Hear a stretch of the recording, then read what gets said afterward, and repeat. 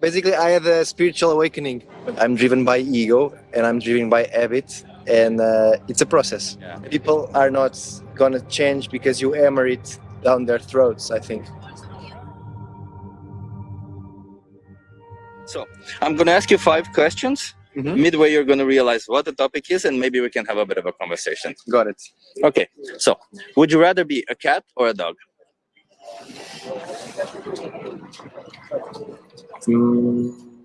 I'll say a dog. A dog. Love it. You took some time with that one. Yeah, Is it? it's difficult. It's difficult. Okay. Is it that you like dogs or? No, I was just thinking. Yeah, I was just trying to put myself on the shoes or the paws Yeah. of the dog or the cat. Yeah, and I just thought dog because they're more loving. They have Love more it. love to give. Love it. That's a good answer. Would you rather be able to talk to animals temporarily or temporarily take one of their enhanced senses or capabilities? Temporarily to talk to them. Temporarily talk to them. Can I ask why? Because I think they have a lot to say. Okay. To look the world into their perspective. That's awesome. Okay. Would you rather have the intelligence of a dog or that of a pig? I'll say a dog. Let's say a dog. Would you be surprised to find out that pigs are more intelligent? Yeah. Yeah. Yeah. So I see where this is going. you see where this is. I told you midway. It's midway. It's the Yeah, third this question. is the part where I say I'm a vegetarian. You're a vegetarian. Okay, love it. Yeah, for the last 2 months, but For the last 2 months. What does that mean? I haven't eaten any meat, fish, or eggs in the last 2 months. Okay. Well, we can get into that, but let's finish the would you rather game just for fun. Okay. Yeah, let's go. So as I was saying, like pigs actually are more intelligent than dogs. They you see videos online of pigs lifting up gates, of them unlocking latches. There's even footage of pigs in sanctuaries picking up flowers and bringing them to their nest to decorate them. It's pretty impressive if you ask me. Okay, so the next question, which is a pretty hard one: would you rather be a well-fed farm animal whose life is cut severely short when the farmer says you're worthy more dead than alive, or a wild animal who's mostly starving but you get to live free for as long as you want and however That's easy. you can? The second one. What can I ask why? The second one. Yeah, freedom over everything. I love that. Yeah. I also value freedom, so I completely agree with you. And the final question is, which animal in today's world, which animal would you rather be? Which farm animal would you rather be? A cow for dairy, a cow for meat, a chicken, or a pig? None. None? Do I have to choose one? The less conscious one. I'm saying the chicken maybe. Why the less conscious one? Because it's well, farm animals are involved in a lot of suffering nowadays. I love that. Okay, you said you're a vegetarian. You realize why I'm standing here. Yeah. Can I ask why are you a vegetarian? It's a long story. No, but it's down to two reasons. The main two ones: physical and ethical. Yeah, basically, I had a spiritual awakening. A year ago, I started doing yoga and meditation, and I realized that we are all one, and life is the same. My life and pig's life, not just because I'm a different species, my life is more valuable. In nature's eyes, everything is equal, and we are connected. And life is life, so I'm not gonna associate myself or ingest and be part of an industry that profits on suffering and yeah, downgrading life. Okay, I love that. But do you know what happens in the dairy industry, for example? Do you consume any animal products? Yeah, at the moment I'm a lacto-vegetarian, so I consume dairy products. No eggs? No. No fish? No, no, not just the idea of eating the organism. The byproducts, at this point, I'm still okay with. I know that maybe in some point in my life I will become full vegan. Now I still. Okay, so I'll touch upon veganism, okay, but let me tell you what happens in the dairy industry, because a lot of people don't know. I also wasn't aware about it, so that's why I like to tell people about it. So cows get forcefully impregnated, first of all. They year over year. I know the story. You know the story that they have their babies. All my friends are vegan, so. Oh, they have their babies taken from them, and then if the baby is male, they get slaughtered. Okay, so then let me ask you, what is the difference between, let's say, cheese or milk or whatever it is that you consume and meat, given that behind them there's still one animal suffering? What's the difference? Yeah, like, because you say ethically, right? Yeah. Ethically, is there any ethical difference between the two? Between purchasing one of them? Yeah, well, it's complicated. It's a complex subject. At this point, I'm following a certain yoga tradition, and they allow for dairy. So I have this kind of peace of mind. So I convince myself that it's okay. I think it's more okay than eating meat, because meat is the actual organism, the actual body, the actual flesh, and that kind of makes me uncomfortable. I know there's a violence, and I know there's well, it's arguably more violence, and it's arguably worse in the dairy industry, because babies get separated from the mother, whereas in the meat industry they don't. Interrupting Chip here. The reality is that the dairy industry feeds the beef industry, and even in cases where cows are solely raised for their flesh, they still get separated from their mothers. Yeah, we are not perfect. We're not perfect, yeah. I'm not But perfect. no, I completely understand that, right? But what is keeping you from being fully vegan? Let me ask you this. Yeah, my attachment to protein. Your attachment to protein. Do you think you can get protein without any of these sources? I can. It's just more difficult, much less convenient, much more. Well, it's just tougher. It's tougher, right? Yeah, but if you were to choose, like, if the only protein option in the supermarket would be meat, would you have that? No, so it's not protein that's keeping you, because then you see you can still make a choice. Yeah, but yeah, it's convenience at this point. It's convenience, right? I don't want to stop everything, like that. I'm just going through a lot of changes, and I want to be gradual. Okay, and you mentioned veganism. What do you think veganism is? What? A choice. I don't know. A lifestyle choice, a dietary choice, life choice. Yeah. Yeah. So veganism means it's a moral ideology where we oppose the use, abuse, and slaughter of animals for food, clothing, entertainment, or whatever other purpose, and especially in situations like where it's not needed, which is you're also in that situation, right? So it sounds to me like you're kind of there, ethically speaking, right, where your morals are aligned with veganism, but it's just that your actions are not necessarily aligned with your own morals, right? What's your point? My point is, what would incentivize you to align your actions with your morals, to not buy any dairy products and to go vegan? Sorry, what would make me vegan? Yeah, what would make you go vegan? Have easily accessible vegetable protein at all times. Okay. In a tasty, convenient way. But you still have all of this, right? You have a lot of these products. So you're trying to convince me at this point. I am trying to convince you at this point, yeah. Okay. Yeah, because what I'm trying to convince you is that because if this is holding you, then these are already available, right? No, yes and no. I don't want to go into that. But tell me, is this for a personal project? Because you're a developer, clearly. Oh, I used to be a software developer. No, this is for my YouTube channel. I interview people about veganism. It's a cause that I care about. Yeah. Okay. Just like your hobby, but you're a professional YouTuber. Or professional is a lot said. No, I'm not necessarily a professional YouTuber. Yeah, I'll give you my YouTube details and everything afterwards. How long do you need from me? I don't need long from you. I just want to see what your stance is, because we've established that you're vegetarian for also ethical reasons. We've established that being vegetarian also contributes to animal cruelty. We've established that you care about animals not being cruel. And we've also established that there's no real difference between meat and dairy products, given that ethically speaking, there's just as much pain, if not more. I guess I'm selfish. Nobody's perfect. But I know. And listen, I'm not trying. No, but that's the bottom line. I'm driven by ego, and I'm driven by habit, and it's a process. It's a process. So does that mean that you will continue the process towards veganism, or does this mean? I don't know where life will take me. I have plans, career plans, life plans, family plans, and dietary or nutritional, ethical goals. We'll see. I don't know. I try not to think a lot about it. I focus on doing good one day at a time.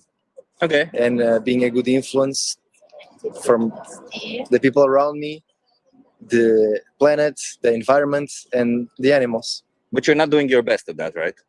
Because anything that you mentioned, for the animals, for the. I'm sorry, I'm not trying to call you out on this, but like if you say you care about the environment, obviously being vegan is better than being vegetarian for the environment, right? If you care about the animals, obviously being vegan is better I'm than doing better than yesterday. You're doing better than yesterday. I'm not saying no. I'm just trying. I'm just trying to understand.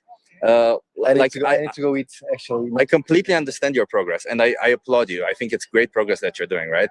But I think like if you want to consider the ethical side of it, then you should most definitely think that veganism is the only ethical way, because the other ways are not ethical, are they? What's your name? Chip. Chip. Yeah. I'm Pedro. Pedro, nice. I don't think it's black and white. You know? Do you think it's black and white for the animals that go into the slaughterhouse? Because when you, for certain products that you pay, animals really don't go into slaughterhouses. Yeah, right? yeah. In that sense, it is black and white. But I don't know what to tell you. It's difficult to argue. You're obviously a professional, but it was fun. I'm not necessarily a professional. I'm just like You're a professional. The only reason why it sounds so good is because there is really no argument against veganism. That's why. I don't think you will convince a lot of. That's my just personal opinion. I don't think you can influence people. I appreciate. I like that there should be more people like you. Yeah. People are not gonna change because you hammer it down their throats. I think. But I didn't change because somebody told me to. I changed because I felt like it. You know? Okay, let me ask you this: if you were doing something wrong, how would you want the person telling you that you're doing something that you consider wrong? Not that I consider wrong. That if you consider doing something, you say, "Oh, I don't want to be doing this," and yet you're doing it. How would you want to be told that you're doing that thing that is you consider it as wrong? What you consider wrong is what you consider wrong.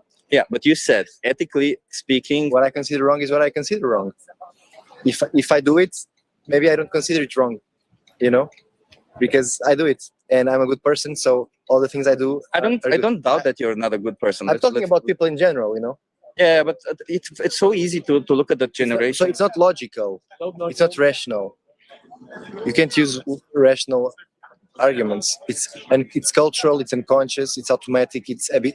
It's ingrained, you know. But you did make a rational, logical choice to be vegetarian. No. But you said ethical. Yes, that was a post decision rationalization. I felt sick when I started to eat meat because I was awakened to a different reality. Okay, so there's no ethics involved in this decision. I don't know, man. Okay, because the reason why I keep bringing it up to ethics is because it's all about the ethics, right? That's what I felt wrong in my bones, you know, when I ate chicken, sick, you know, and I started to realize that it's not worth it. Nobody told me. I didn't watch a documentary. I didn't have a debate about it. I just decided, you know, because I felt bad. And it sounds. And I felt bad because of the things I did before, like meditation, yoga, like being in one with nature and stuff, you know. Yeah. But yeah, it's a good fight. I wish you good luck. I need to go. Okay, I'll let you go. Just keep in mind that while you're paying for animal products, animals will still go into slaughterhouses on your behalf. I know you don't like to hear that, but this is the truth. Chip, congratulations on the effort. I wish you good luck. What's the name of the YouTube channel? It's Vegan Power Lab. So you can check some of my conversations, but like... How long have you been doing this? 6 months. You quit your job to do this? No, I quit my job for other reasons, but I'm doing this now, yes. You're crazy. Small interruption here. As I was doing the editing, I noticed that he called me crazy. You're crazy. Probably in a jokingly manner. But I can't let this slide. So this is quick rant Chip. Vegans and vegan activists are aware that the society we live in treats animals pretty much as resources. Animals are only as good as what they give us. However, they are sentient individuals. They are aware of their surroundings. They have a subjective experience. They feel happiness, they feel sadness, and they feel pain. These are all things that we value in our own lives and in the people we interact with. If you think that the same position is to exploit and kill these sentient individuals for optional food, we can survive and thrive on a plant-based diet, then I don't think I want to be sane. Or at least that definition of sane. In fact, if you take a look from the outside, we have two types of people in this world, vegans and non-vegans. One type exploits and kills innocent sentient individuals, and the other doesn't. Which one do you really want to be part of? back to the video. If you feel bad about the chickens dying for you when you eat their meat, you should feel bad also about the mothers being separated from the children. And I do, I guess. I don't know. Yeah, that's all it is, But right? it's a trade-off, you know. It's like I compare myself with, like, versus 3 months ago. I've improved. 3 months from now, I've improved even more. Improved, whatever it means, you know. Yeah, baby steps. Baby steps. If you want to take baby steps, that's fine. And just be aware that that still means when you buy an animal product, animals will still go to a slaughterhouse on your behalf. Got it. It's still baby steps. You can take baby steps, and once you stop, no animals will go into a I slaughterhouse. will have a vegetarian snack now. Vegan snack. Yeah, well, let's think about it. All right. The vegan food in Amsterdam is really good, by the way. Like a crusader. Yeah. Best of luck, man. Have a good one.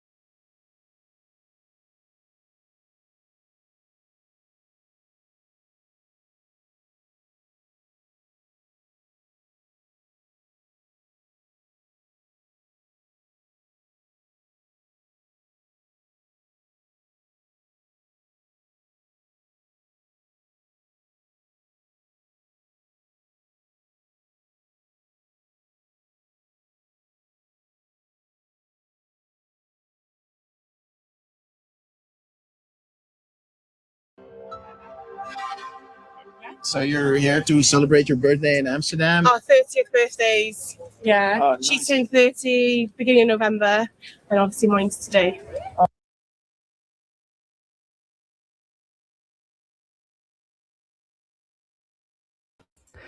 This one is quite tragic. Where are we? Look at the numbers. It's pretty great. 41 views, 14 likes, and it's quite significant. I don't want to cuss somebody on their health, discuss too. Yeah, but basically you can see, and she even has a hand on her belly at one point, and the way that they react is just because yesterday I played a few of these and they were very positive response ones.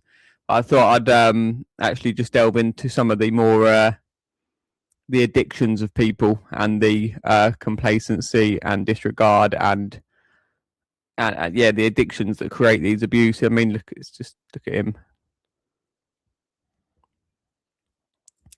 It's just, and the projection is just the ultimate.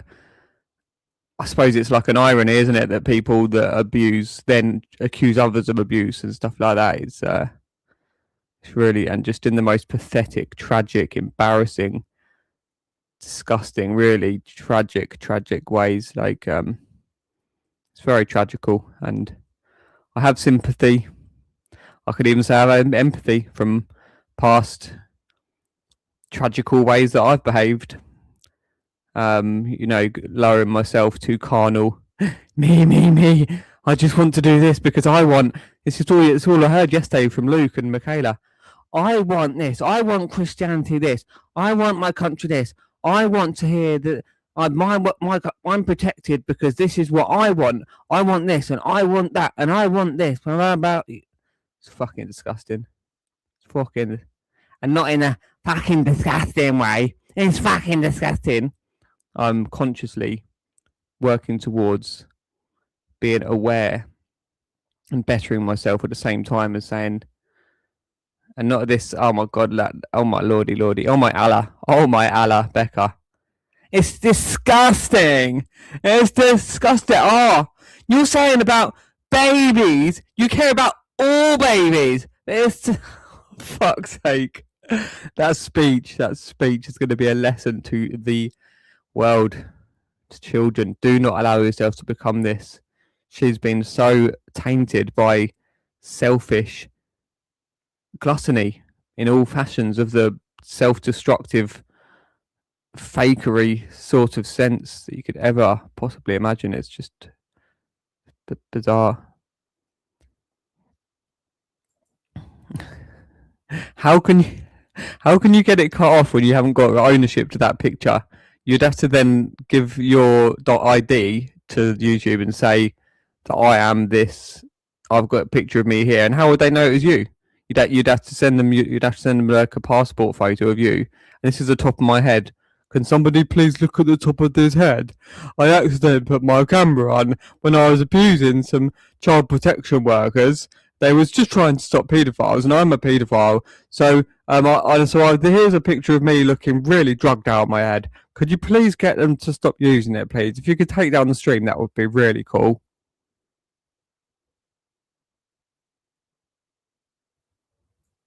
Sorry, yeah, I missed some. When I was recording the side chat yesterday, Kaley, I missed that you had asked to share some of his posts that I missed during the stream. Let me just read yours here. I haven't read it yet. Can you highlight paedophile DJ bragging about taking down his stream, even though it's on the other YouTube channels, and Rumble and Cloud deranged malicious abusers? Okay. Where are we?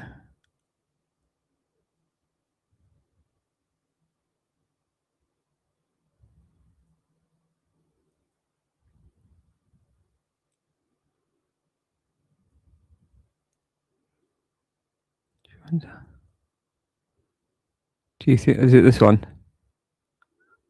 Oh yeah, sorry. I went through all of them and then found this one. Do you think you got your last string cut off? Okay. Oh, through yeah.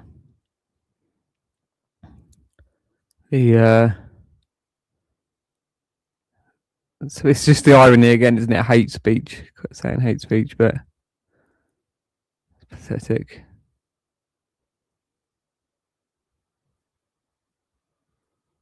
Yes. Yeah, exactly.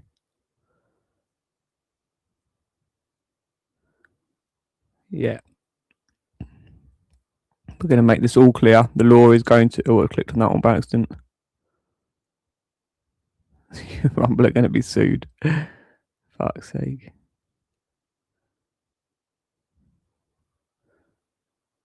From an elbow, so it will... You've seen someone take a stream down from an elbow? Really? You're a fucking deranged fool, aren't you, Pip? Oh, yeah, that's what I was going to do. I was going to go on... what channel actually... where's he been posting, Kaley? I was going to screen share Pip's comments on your channel. Just for the record and just to show that how embarrassing the fool is.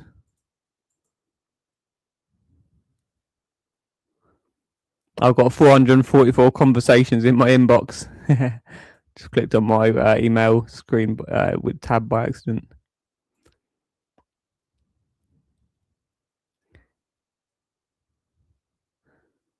What are you counting for? Here we go. 15 seconds. This will be cut off.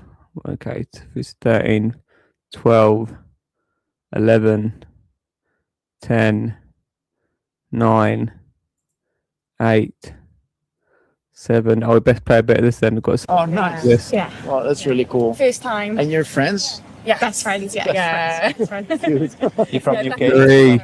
Wales. Well, I'm Chip, by the way. Nice to meet you. Nice to meet you. Nice to meet you. I'm Lobo. Nice to meet you. I'm Laura. Laura. Oh, well, States. Kaley, 144. Nice. Are you live close to Snowdon actually in Wales? No, That's we're south north, we're Wales. south. Oh, Yeah. Coast Barry Island, where Gavin and Stacey is from, if you know Gavin and Stacey. I don't know Wales that well. I would like to know a little bit more about Wales. Yeah. So we have some questions about Christmas actually. Okay. So first of all, what do you think what is Christmas about for you? For me, it's having time with family, I suppose. And we do believe in the birth of Christ. So also celebrating that and it not being too commercial. Sure. And how about you? It's all about the giving and the loving of family and bringing everyone close together, and it's about the trashy decorations and the glitz and the glam. Yeah. Christmas lights and the And the food. festivities, the food. Yeah. Are you perfectionists about Christmas, actually? I love Christmas- Christmas. I love it. It's my Oh, it's favourite so- time of year. Yeah. I'm the opposite. Okay. I'm the Same. Grinch. So do you think Christmas is a time in which we should be more compassionate and more fair towards Yes. others? Yeah, definitely. Yeah. Do you think it matters if these others are from a different country, if they're with a different skin color or different sex or gender? No, it doesn't matter, right? What if they walk differently? They don't walk on two legs. Should we still be compassionate towards them? Yes. Yeah. I don't always walk on two legs. Oh, I like that. Severely mentally handicapped. Oh, everyone deserves. Yeah. We're both working care, so Oh, we okay, work yeah. with people who need a bit more help. Yeah. Yeah. So you feel that love in your heart Yeah, for those yeah. people as well. Yeah. And how about like dolphins? Dolphins. Yeah. Should we be compassionate towards dolphins? Well, they're quite intelligent mammals, actually, and they'd be quite compassionate to us if we were in the ocean, Yeah. from what I've seen on TV studies. I was just saying, yeah, seeing them. So would you be compassionate towards dolphins? Well, yeah, Yeah. why not? Yeah. And how about horses It's another living creature. Yeah. Yeah. and dogs? I got a dog, so yeah. So what about pigs? Yeah, pigs. So yeah, we should be. Is this all going to come round Yeah, to it's coming round to me? me, Yeah.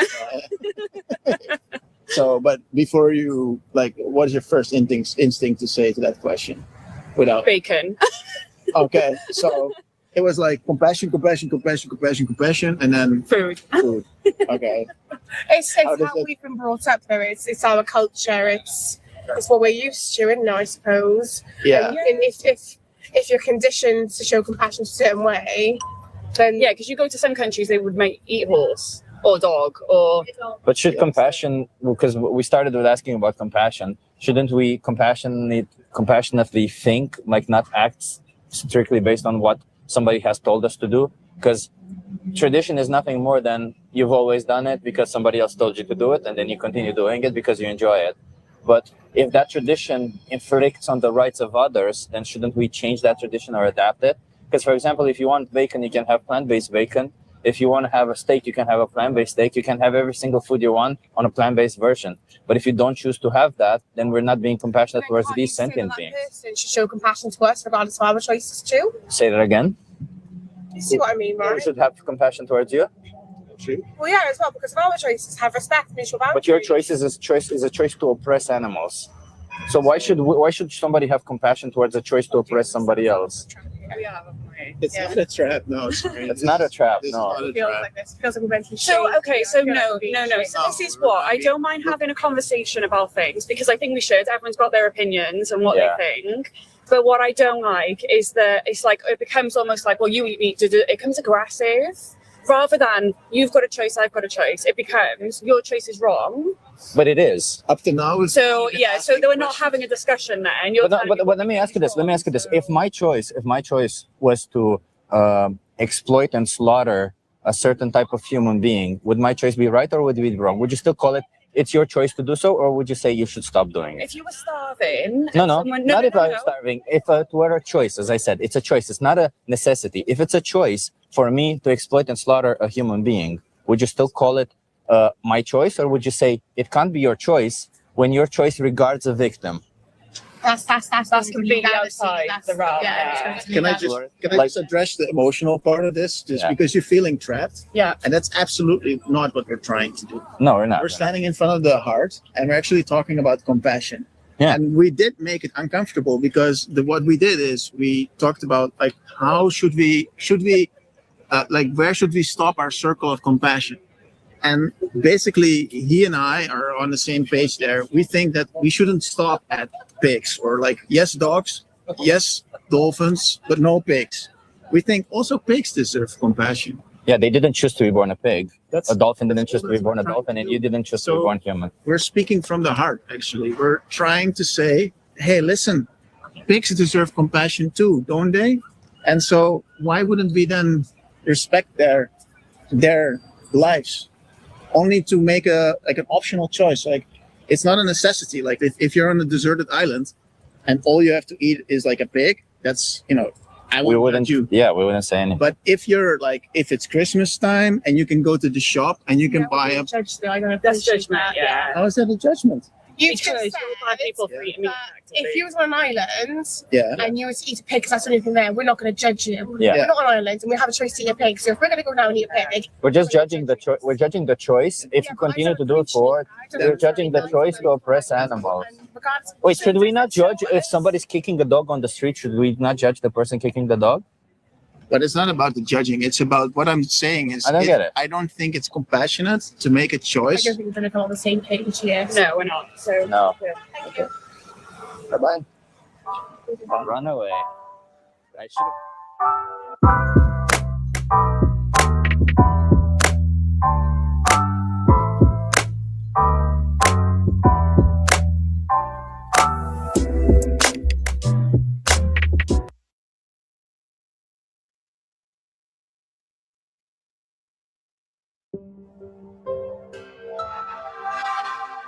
What's your name? Ben, Ben. I'm Chip. Nice to meet you. good to meet you. Where are you from, Ben? Guernsey. Guernsey, it's a small island near France, between England and France. Interesting. Yeah, I've never met anybody. It's very small. It's very small. How yeah. did you get here? By the way, boat You- and plane, or? Yeah, we've got an airport, luckily. A lot of Ah. people are surprised by that. Okay. And then, you know, London and How do you feel about Christmas? love it. Love it. Love it. Yeah, just good things. I What's feel like- Christmas about for you? For me, I've never been religious, so it's never had any religious I like that.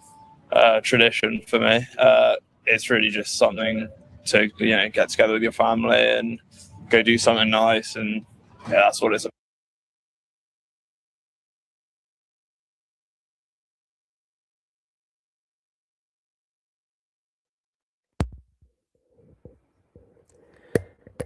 Here we have Pip, basically the only one really still clutching at the comment section on Kaley's, which is a generally positive thing, but just to show the ridiculousness of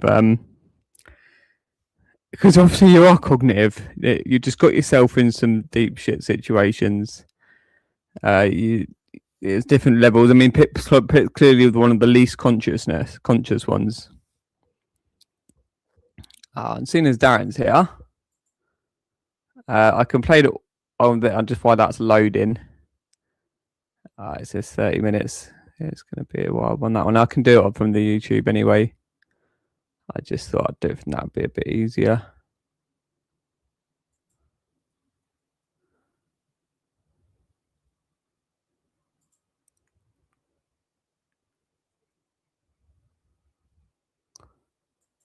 So just to give you the, I'll do a still, Kaley, to give you the context first, and then I'll just play the audio with my screen over.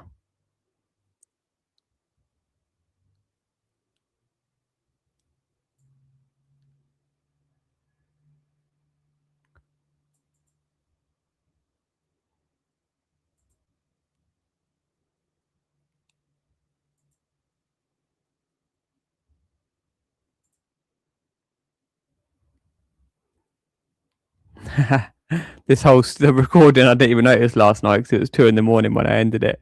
For 5 hours, 14 minutes, 40 seconds.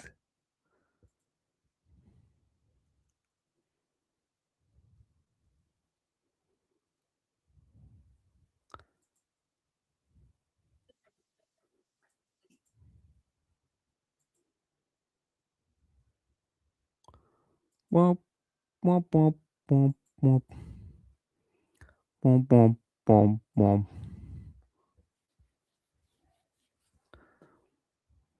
Womp, womp, womp, womp, womp. Womp, womp, womp, womp. Womp, womp, womp, womp. Womp, womp, womp, womp.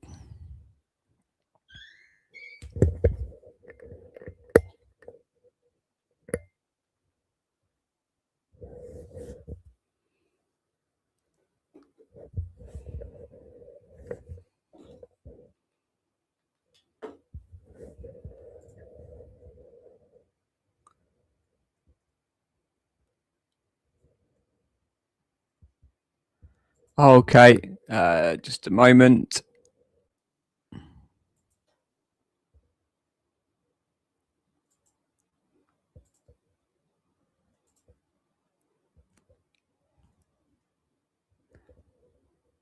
Here, just for reference of the today's date and the time, just so we know it's up to date now. Just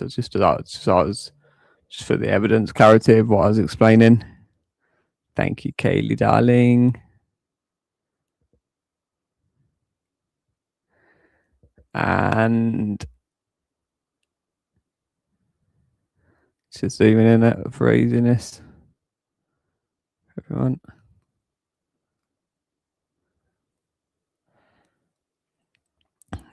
Excuse me. So here, everybody, Darren Williams, an initial assumption based on evidence-based research and witness evidence. So witness investigation, I could say.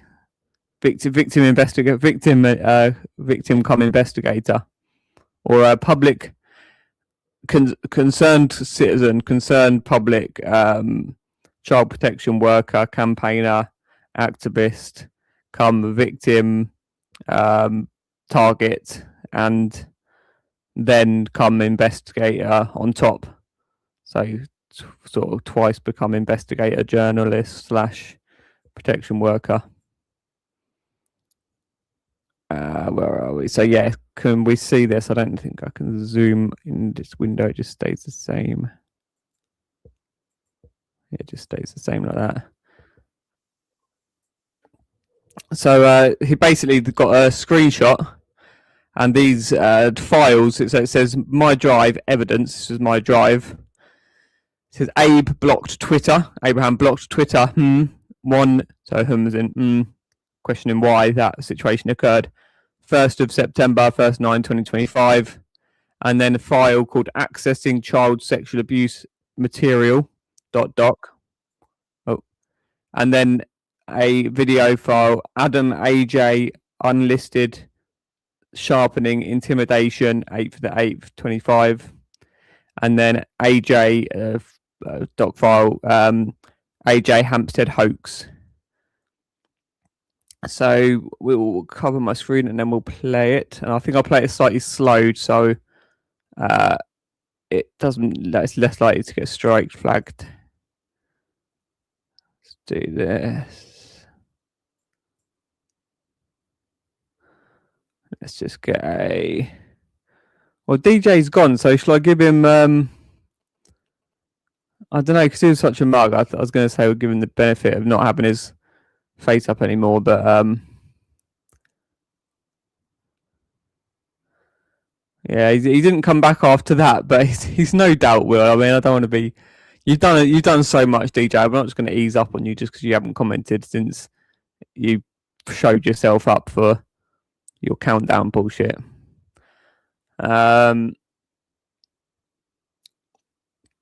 So we'll play this.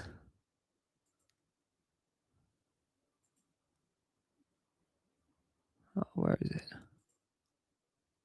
Oh, for fuck's sake, I didn't even share the screen, did I? Oh, dear.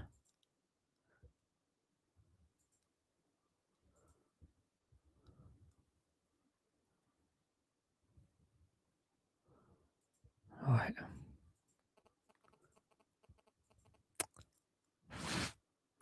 It's going slow. Okay, I had to double. Okay, I figured I had to double click, and then okay. So share screen here.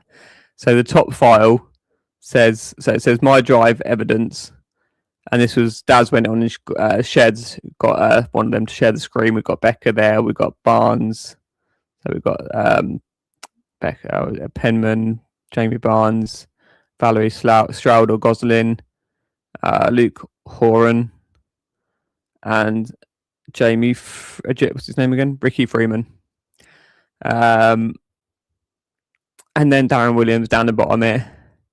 So it says my drive and evidence. Let me show the screen's on. Yep, let's got the screen. And then accessing child sexual abuse material .doc. And then Adam AJ unlisted sharpening intimidation. Then the date 8th of the 8th. And then AJ Hampstead hoax doc. And this is a screenshot that silly Darren Williams has tried to make something of, and you'll hear it's beyond embarrassing, but you'll hear the audio now. And if I just go a little bit forward, look at, I don't know if he meant to, but he even added it as the back screen just for context. He added it as the whole back screen behind them for after, like for about a minute, like before getting rid of it off the screen. They didn't mention anything at all when it was. None of them commented on this. They're all just fizzling out by this point. Oh my lordy. And they just started talking about Baz and Chris CFC having a fight, and then Dan sticks in the comment. Dan, interesting is not the way I'd describe it, lol. Because Darren then said that Baz versus Chris would be interesting. I think they were talking about fighting, but it's bullshit. So let's take it away.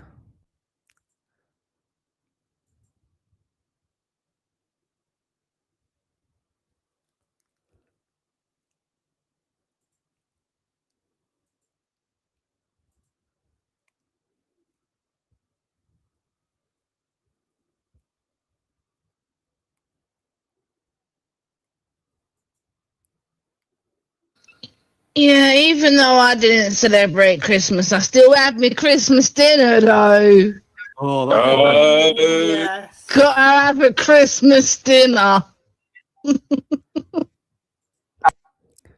Oh, it was just hilarious when they're cussing Belly Clay on G Block, and Becca's trying, because she sits on every side of the fucking sordid fence, doesn't she? So she's like, yeah, I can imagine he probably went to the Iranian embassy, and obviously she's Muslim, so she should be sticking up for Muslims, I suppose, in some sort of group sense. Like, all these others just cast Muslims down beyond anything else, other than people trying to stop paedophilia. They just cuss us down probably more than Muslims. But yeah, she just sits there because she just has to sit somewhere all the time, like Aduki used to do. Bless Aduki's got he's such a failure, man. He's such a beggar. He even tried begging to us. I forget. I will forgive you. I will forgive you. Of course, I'll forgive all of them. They just have to change.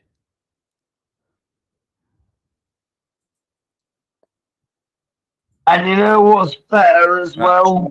When you don't have to cook your Christmas dinner. No, proper turkey, bro.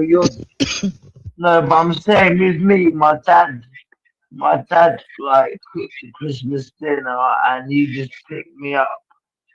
And yeah, my dad makes the best Christmas dinner with the best roast potatoes, fluffy on the inside, crispy on. I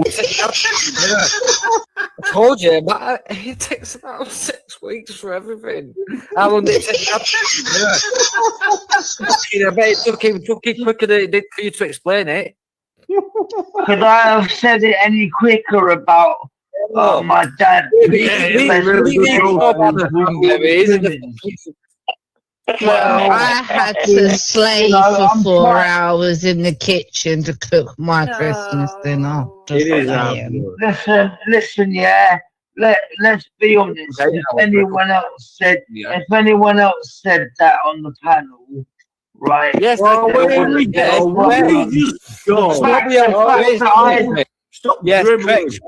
correct, Chris. Because nobody else in this. Yeah. I'm gonna fucking have a you as well. You lot and no, but you can this Christmas dinner for 18 months. Oh, better say. Problem. He's got a problem, yeah. I'm talking about. Finish. I'm not interested. Don't talk to me, Luke. If you You're told you're like you stop doing this, stop doing that when you're. Are they? Yeah, you're bullying me. Luke just said he's gonna object. Wasn't the problem? Yeah, why are you saying Chris? Yeah, stop it, Chris. I didn't say nothing. That's your fault, Luke. Responsibility for that. I can't lie. Post out, please. Yeah, I'm only joking. You like him? No, I can't lie. Never. I'm only joking, mate. I'm only joking. Listen, go and check my community post out, please.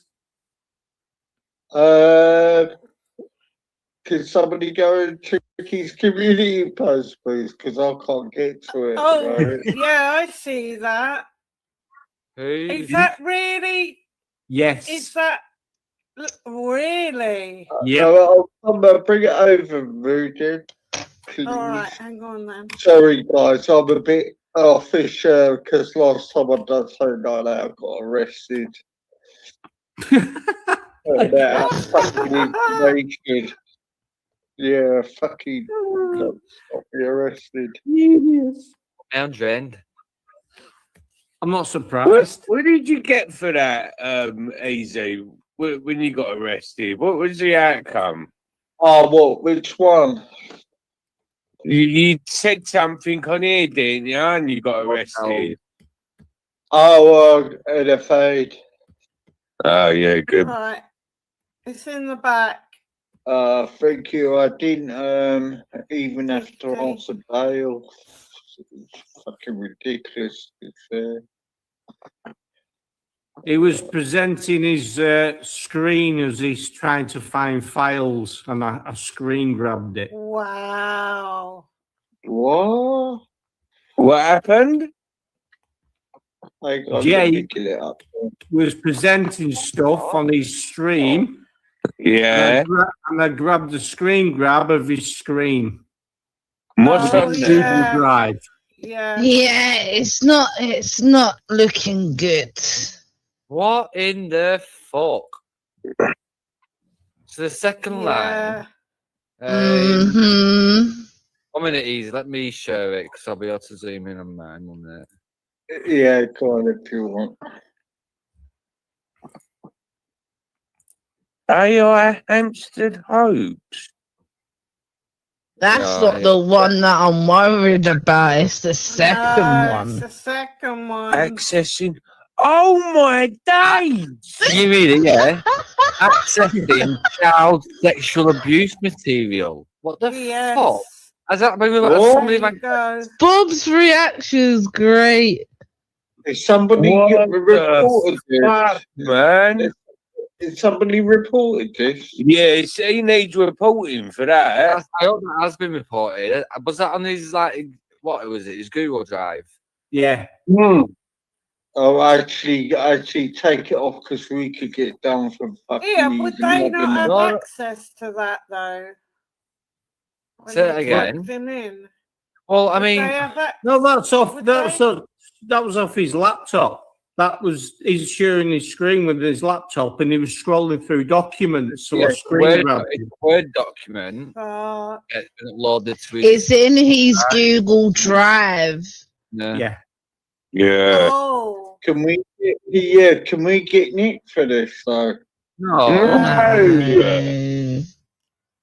No, he shared it in public. He made it public. Yeah, he did it on a live stream, so it's public. There's no pictures. No, there's no pictures.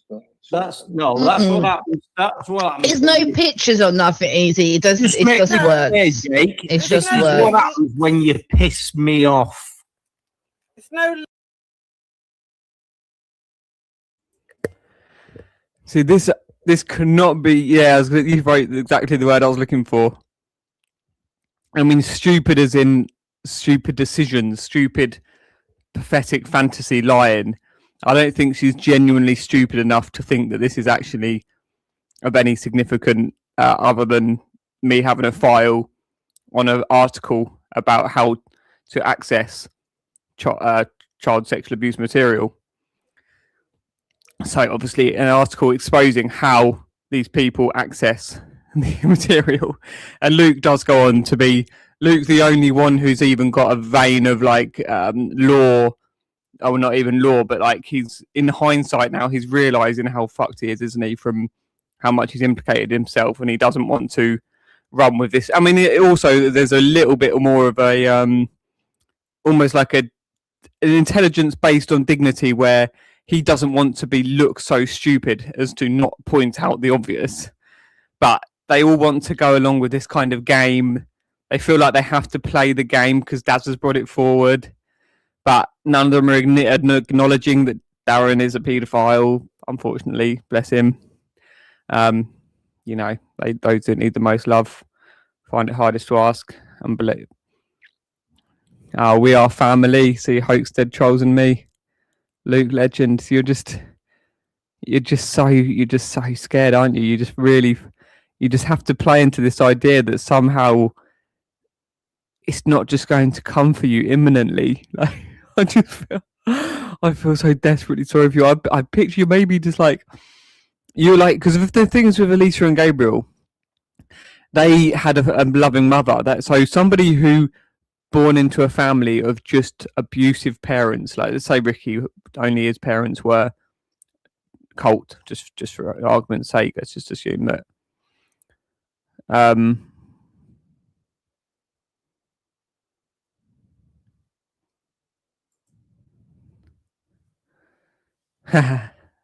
Sorry, I was just reading your comment. Yeah, excellent. So you just lie again. Look, Clyde, sweet lied. You've got lied in your name. It's very fitting. But I don't like to do that whole name play thing. I hate when I don't say hate, but I find it silly when people say Debbie Downer and things like that, like just because a name rhymes with another name. Or what's the other one? Stephen. I can't remember. There's something about someone being boring Norman or something. I don't know, but you were such a prick, Clyde. No, it wasn't. Yesterday, she was denying the reality that it was not a harassment charge. It was not harassment. It was breaking a community order notice warning for hurty words, and it's all going to be addressed and rectified due to the context of the situation and the gang abuse of this woman, and Kaley needs justice, and then we can look at what crimes Kaley may or may have not incurred. And like mine with calling Ricky Dearman something with a few little letters changed around in his name because I shared a post of a Canadian that made a post about Ricky Dearman, and I shared it, and I got charged for 2 Facebook posts out of 140, and I was totally innocent on the other charge of giving out the leaflets with all the details of the children's name and all, and the abusers in the school and the teachers. La, la, la, la, la, la, la, la. I'm just sharing yours. I'm sharing all these comments without reading them, mostly. Just read the first few words. That's what I was writing. It wasn't even against Rebecca. She just initiated it without the full disclosure. Yep. Exactly. There's no meaning. There wasn't even an inkling towards full exposure, and they just could not handle the evidence, as we, with the amazing email that you sent. Best email I've ever seen in my whole life. They just cannot handle it yet. They're gonna have to. We're getting there. We are getting there, and because we fucking care, because we loving care. Oh, you're so desperate, Clyde. So pathetic. Oh, at least Pip gets it. That's good. Oh, sorry, I didn't read the comment before. Okay, that's not quite the context that I thought you were saying it in. Yeah, cool. Fame. What's fame, eh? If we've got to be famous, we've got to be famous, bruv. You know, bruv. Let's hear a bit of bruv, shall we? Let's hear a bit more, bruv. Links or anything. It's just No. on the screen. Well, why has he got folders on Adam? Because he's he's got folders on you. He's got folders on you in there. Jake's wee man. Rick put himself in it, didn't he? I've got loads of shit on you, Ricky Freeman. Life Hut Raw, Life Hut the fucking second, Life Hut wherever the else you fucking are. Supposedly locked out your original accounts because of you forgot the passwords or some bullshit. I don't know. I think I may have had a little sight of your shite before your arrest. I was late, slow to catch up on your shit, really. But I thought you were insignificant for a long time until I realised. Kaley kept giving me the nod. She was like, "No, bear with it, Jake. He's definitely significant. He's definitely of value to be, as Clayon calls it, tracing, documenting." So where were we? Jake's Google Drive. It's just all the error. Fucking hell. Dirty. We'll be getting more justice. Depends how you read that, isn't it? She'd definitely be getting some justice.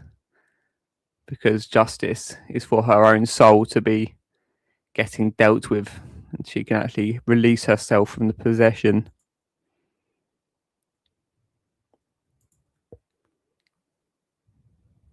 Well, at least you put an apostrophe on the your, so we'll just note that. Oh, especially when she doesn't pay her fine and carries on. Fine. You are such a druggy, man. The way that you relentlessly put letters in the wrong order is just... Oh my God, these people are just too desperate, Kaley. How can we keep up? We will. Nothing will. You'll never drown us. She'll get sent to prison, apparently, for that, everyone. Are you still listening to me? This stream went down, didn't it? 10 minutes ago.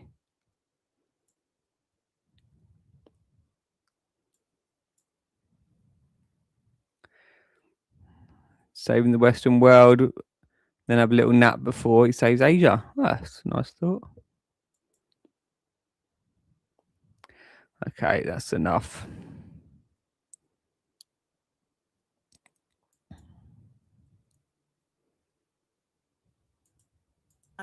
Wrong, man. Patsy's asking if you can read it out because she can't see it. Yeah, it's a bit blurry, isn't it? Hang on. Yeah, so the second file name on this drive is titled Accessing Child Sexual Abuse Material .document. God, he's fucking blatant with it as well. Wow. With fucking name in it. So it sounds like instructions, doesn't it?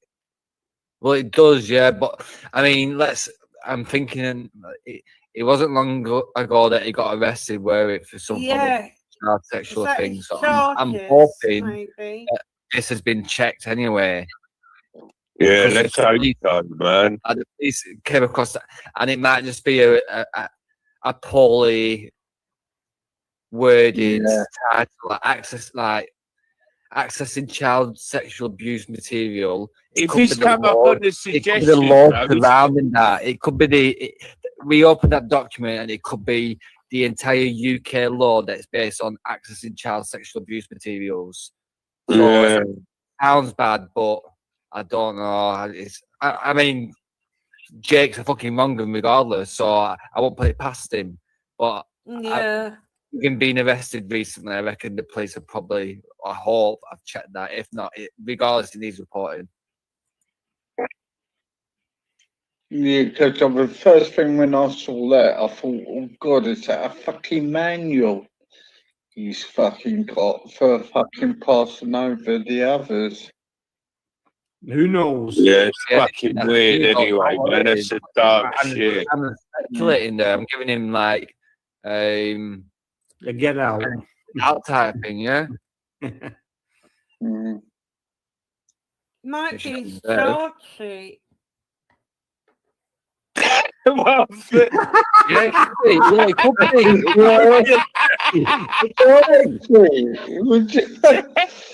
That's what he's been charging, hasn't he? He's been charging some form of crime like that. He's not allowed around children and stuff. So it could be his charges. Yeah. So right now, if you're looking up stuff like that, Who's this? You're not connected. I bet that's you, isn't it, Jake? Yokesh Shapiro. Who the fuck's Yokesh Kev Shapiro. Come on. Or Yokav. It's Yokav. Oh. Is that not? Wait. That's not Look, he's saying Ain't that your brethren, Easy? Isn't that your friend? No, this is a different guy. This ain't him. Okay. And the post below that one, I've actually got the full. It shows his full screen with that on, by the way. So.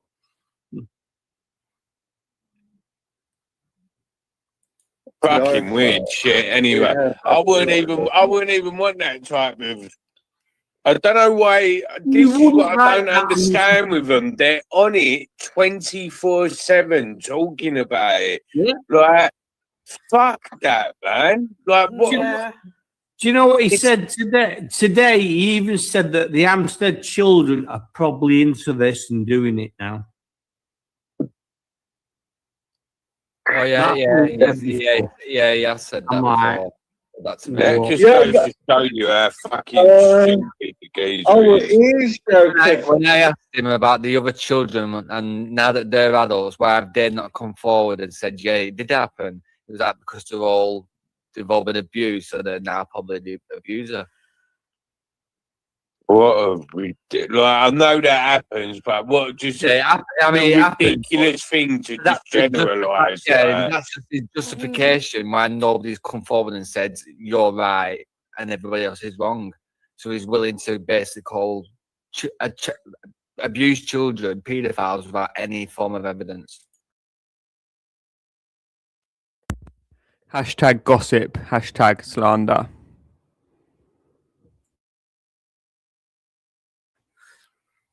Yeah, that's fucking weird, man.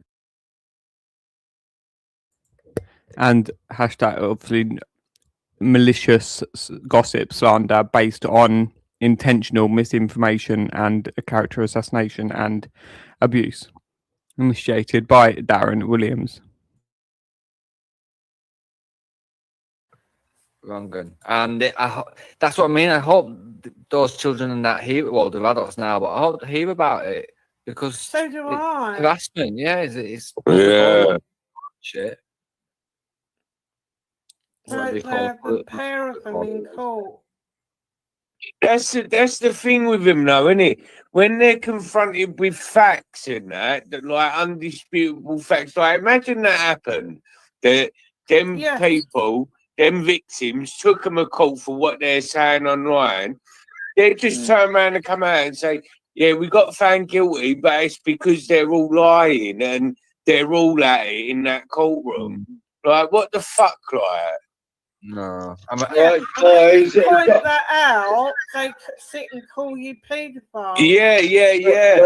Guys, do not click on them links in that private chat. I was just gonna say, don't click on. That's not my friend. That's not my friend.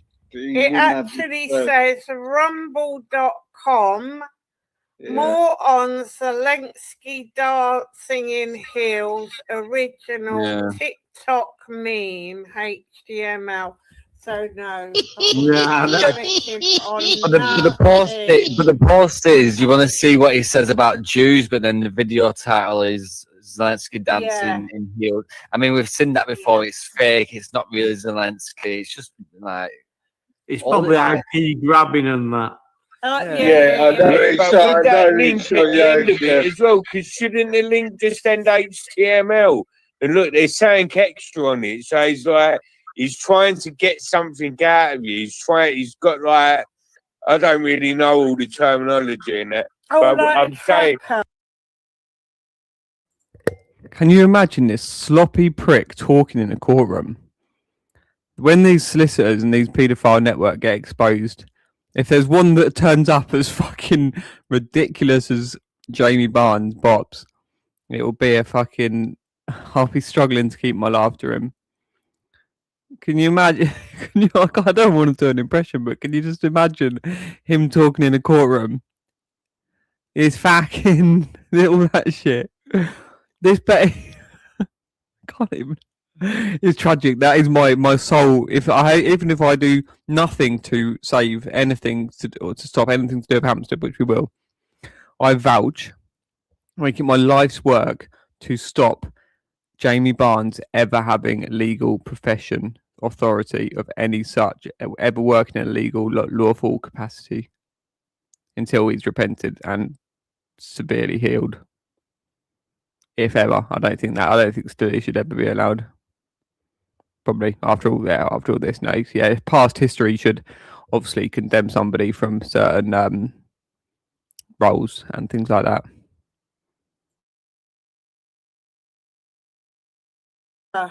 yeah, when you click that link, he'll be able to get your IP address and all that. Yeah. You know what I mean? I mean, there is. That might be a link to Jake's docs. In that case, it's definitely. I don't hate my friend because he doesn't use his surname. Check the you can check Yeah, it on. something version 1. So yeah, NordVPN. Yeah, oh yeah, look, it has got V1 on it as well. So yeah, it's some type of program that he's got attached to it. yeah, yeah. Fucking weirdos, man. Maybe it's Jake trying to drop porn. No, it says it's not a malicious link. I've just put it into a NordVPN. Oh, okay. But it's even if it is what it says it is, like I've lost that before anyway. Depends what it's carrying. It might not be malicious links to somewhere, but it might carry something. Well, it says Zelensky dancing, doesn't it? So. Well, it is. No, like basically NordVPN. If there's any like unsurety, it won't say. And this one says there's no signs of malicious activity, but it says remain vigilant anyway. I think that's what this Mumble it's Russian owned, isn't it? Oh, okay. True Mumble's Russian owned. Is Mumble Russian owned? Instagram, isn't it? Oh no, it's not. What is it? Well, Facebook, isn't it now? Instagram. Better own it. What am I thinking of? It was Russian owned. Oh, yeah. Better own WhatsApp as well. I'm thinking of. Yeah, so does North Korea, don't they? They have their own like YouTube and all that. Yeah. I've got VK. VK's still going. Yeah, VK. Yeah, China. They don't have Facebook. I think they've got like, WeChat. There? Well, there's a WeChat in America, in China. Sorry, you use that to pay. You use that to talk. Yeah. WeChat does something. But I guess it's government on in China. Communist bastards. Yeah. Has anyone not seen any videos of Benny outside the US Embassy yesterday? I'm not Saw Betty outside Speaker's Corner. Yeah, but we were saying like he definitely went and protested with them like outside the US Embassy, saying like return that Madeira or whatever his name is. No, oh Christ. Oh, I thought he would just meant speakers because. No, yeah. But what we were saying, like we was only speculating. Let me make that clear. Yeah. We were saying like if he went to Speaker's Corner on that day that protest was going on, he would have definitely have gone through there as well.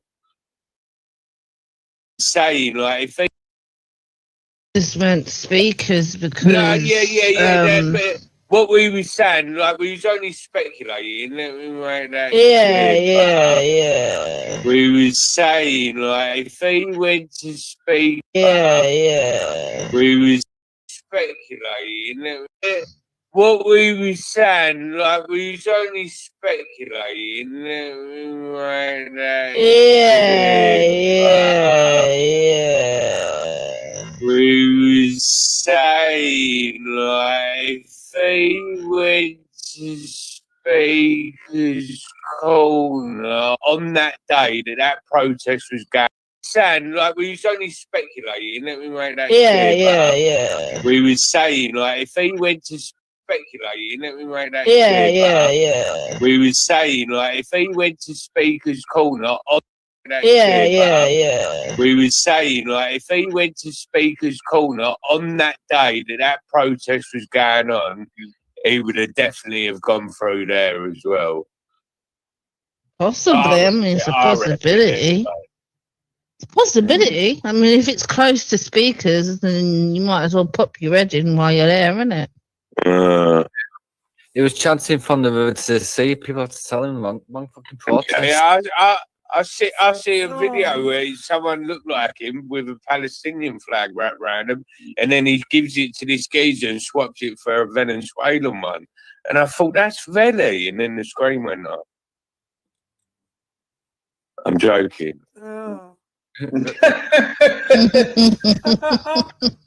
I know Bob made him run off, didn't he? Made him run. Well, I will give it that Bob. I mean, there's certain things that I'd agree with him, other things that I probably wouldn't. But no, I don't. He's really gone really right, isn't he? Very knowledgeable. Yeah, he's gone sort of F-natty, isn't he? No, maybe he might be heading that way. I don't know. I don't know what his views was on that, but no, young Bob. no, young Bob. Young Bob. he had a sign the other day when he was debating Veli. So I agree with deportations of illegal criminal migrants, but I'm not all for this repatriation type shit where we can either pay people or force. I'm not for that at all. I just don't even think that should be a policy that can repatriate. Yeah, it's just too tricky. I think it's wrong if you've got people. Look, if you've got people who live there and they don't know. Look at what happened to some of the remarks getting made to go back. Some guy killed himself. He said he's never been to Jamaica. You know what I mean? All these countries was here. You know what I mean? Living here. So then I wouldn't. Yeah. Because I think a lot of people that idea of repatriation is that we'll offer money, like we'll offer them like £15,000, for instance, for them to get up and move to another country. It's not for any of that. I don't think part of the country does that. To be fair, I'm for unvetted, and the ones who do criminal acts, chuck them out. Yeah. Have you heard about that doctor at Great Ormond Street who was hurting all the kids? No. I've only just seen it. If you Google some words to that effect, doctor harms children at Great Ormond Street, it should come up. I literally see it before I come in here, but I didn't really look into it. I was just like, when you're scrolling, and well, what the fuck, right? There's a lot of fake news out at the moment. People are putting out, and did that come up on Google? No, this is on Facebook. It was like Daily Mail sharing the story. Oh, okay. Did you hear about the crowbar attack at one of our local hospitals up here? No. Well, was that in Wakefield? Around that area? No, it's up at Nuclear Willows. Oh, okay. Yeah, there was an Afghan off his head and then smashed it. Oh, yeah. In Wigan, yeah, around that area, yeah. It happened somewhere else as well.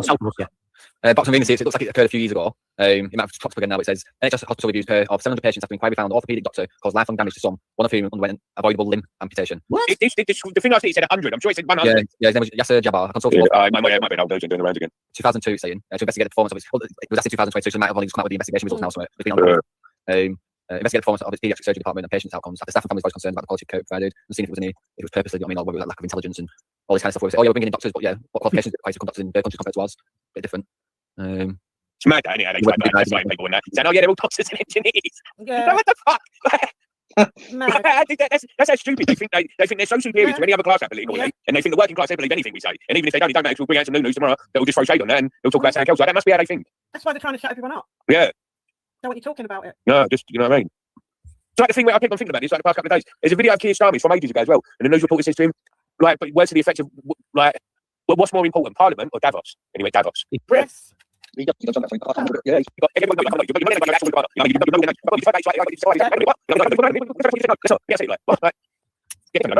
as well, isn't it?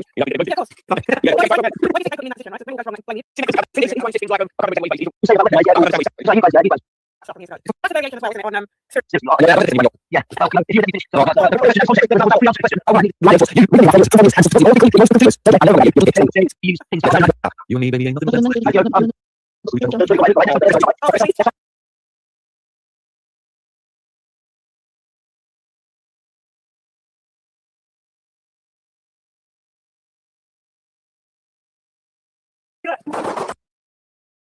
Factions left. You have to just be careful, you know.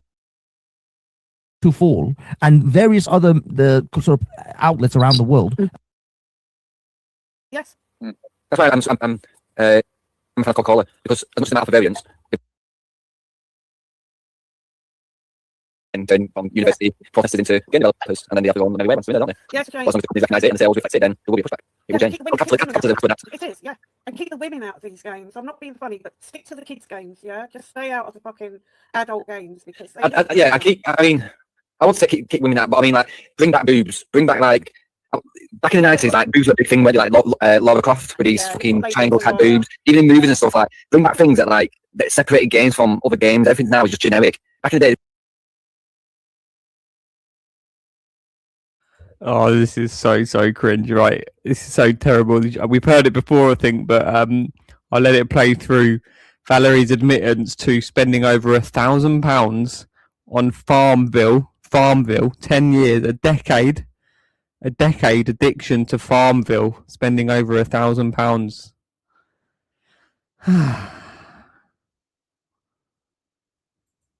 The reason why people bought Lara Croft is because in the schoolyards, people say, "Oh, I've got this game, Lara Croft, she's fucking burst, got tits out." This girl, like, it was word of mouth, it spreads. So I'm not saying like sexualized things and stuff like that. Just stop being too but raw. at the same time, Luke, women liked that as well. Yeah, yes. Like women, not in a lesbian way, but look at this, buxom bird. Yeah. Look at this woman kicking ass. Fucking woman kicking ass. A fat bird on could fucking feel like she's a fucking kick-ass warrior. I mean, from all that. In that scene where the first, wasn't it Angelina Jolie that played Lara Croft? It was, right? In the first two, yeah. Yeah. But if I'm being honest, I swear Assassin's Creed has brought out the most fucking new games after it. Like, every time I'm on fucking PlayStation store, there's like always a new fucking Assassin's Creed I've never heard of. Like, I swear that's the biggest game franchise, right? Like, apart from FIFA that comes out every year, like, I swear Assassin's Creed has brought out more new games. I was going to say, I think, Call of Duty. I think Battlefield, that's doing quite well. They've only got about 4 or 5 maybe. But Battlefield. Yeah, I thought it was on 6. Oh, okay. Could be, yeah, could be 6. Battlefield. But look what they did to Lara in that last Tomb Raider. Was diabolical. She looked like What? a fucking boy. She looked like a boy. Fucking putting a fucking hijab or something. What did they do? Yeah, she looked like a boy. Yeah. And the outfits were absolutely grotesque. Unless you went and chose, you did get a choice of like the old style, the flying jacket and stuff. But if you put that costume on, you didn't get the perks. So if you wanted the extra perks, you had to use their set ones, and they were absolutely dreadful. But she looked like a boy. It was just nasty. But the new Lara that's coming back. She's more old style and the twin pistols and stuff. Outfits. Cleavage out. But she's got more of boobs. But to me, she's lost her youth. She's older. Looks older, yeah. And I don't like her voice either. I think it's not as good. But Battlefield? Obviously, I will. Not speaking about Battlefield, man. What's he on about it, man? Constantly something that we're not even speaking about, Chris. No, it was relevant when you were talking about EA. Yeah, but whilst we're always speaking about Tomb Raider, you're begging. Yeah, but it's a Battlefield. It's a Battlefield. Fucking hell, man. Yeah. Go on, Chris. That's what you want about Battlefield. So you got your chance. No, because I didn't think you could hear me yet. I swear Battlefield's an EA game because Good point. Like I said, the king of making irrelevant, stupid points. Battlefield or my EA. Yes. I'm going to talk about Tomb Raider tits now. The reason I say it is because have any of you ever got the EA pass, the EA Games pass? No. Right, can we speak about Tomb Raider's low cost boobies? Of course you can. Thank you. When you're talking about boobies, mate, I'm always down. Well, you're saying you're speaking about Battlefield.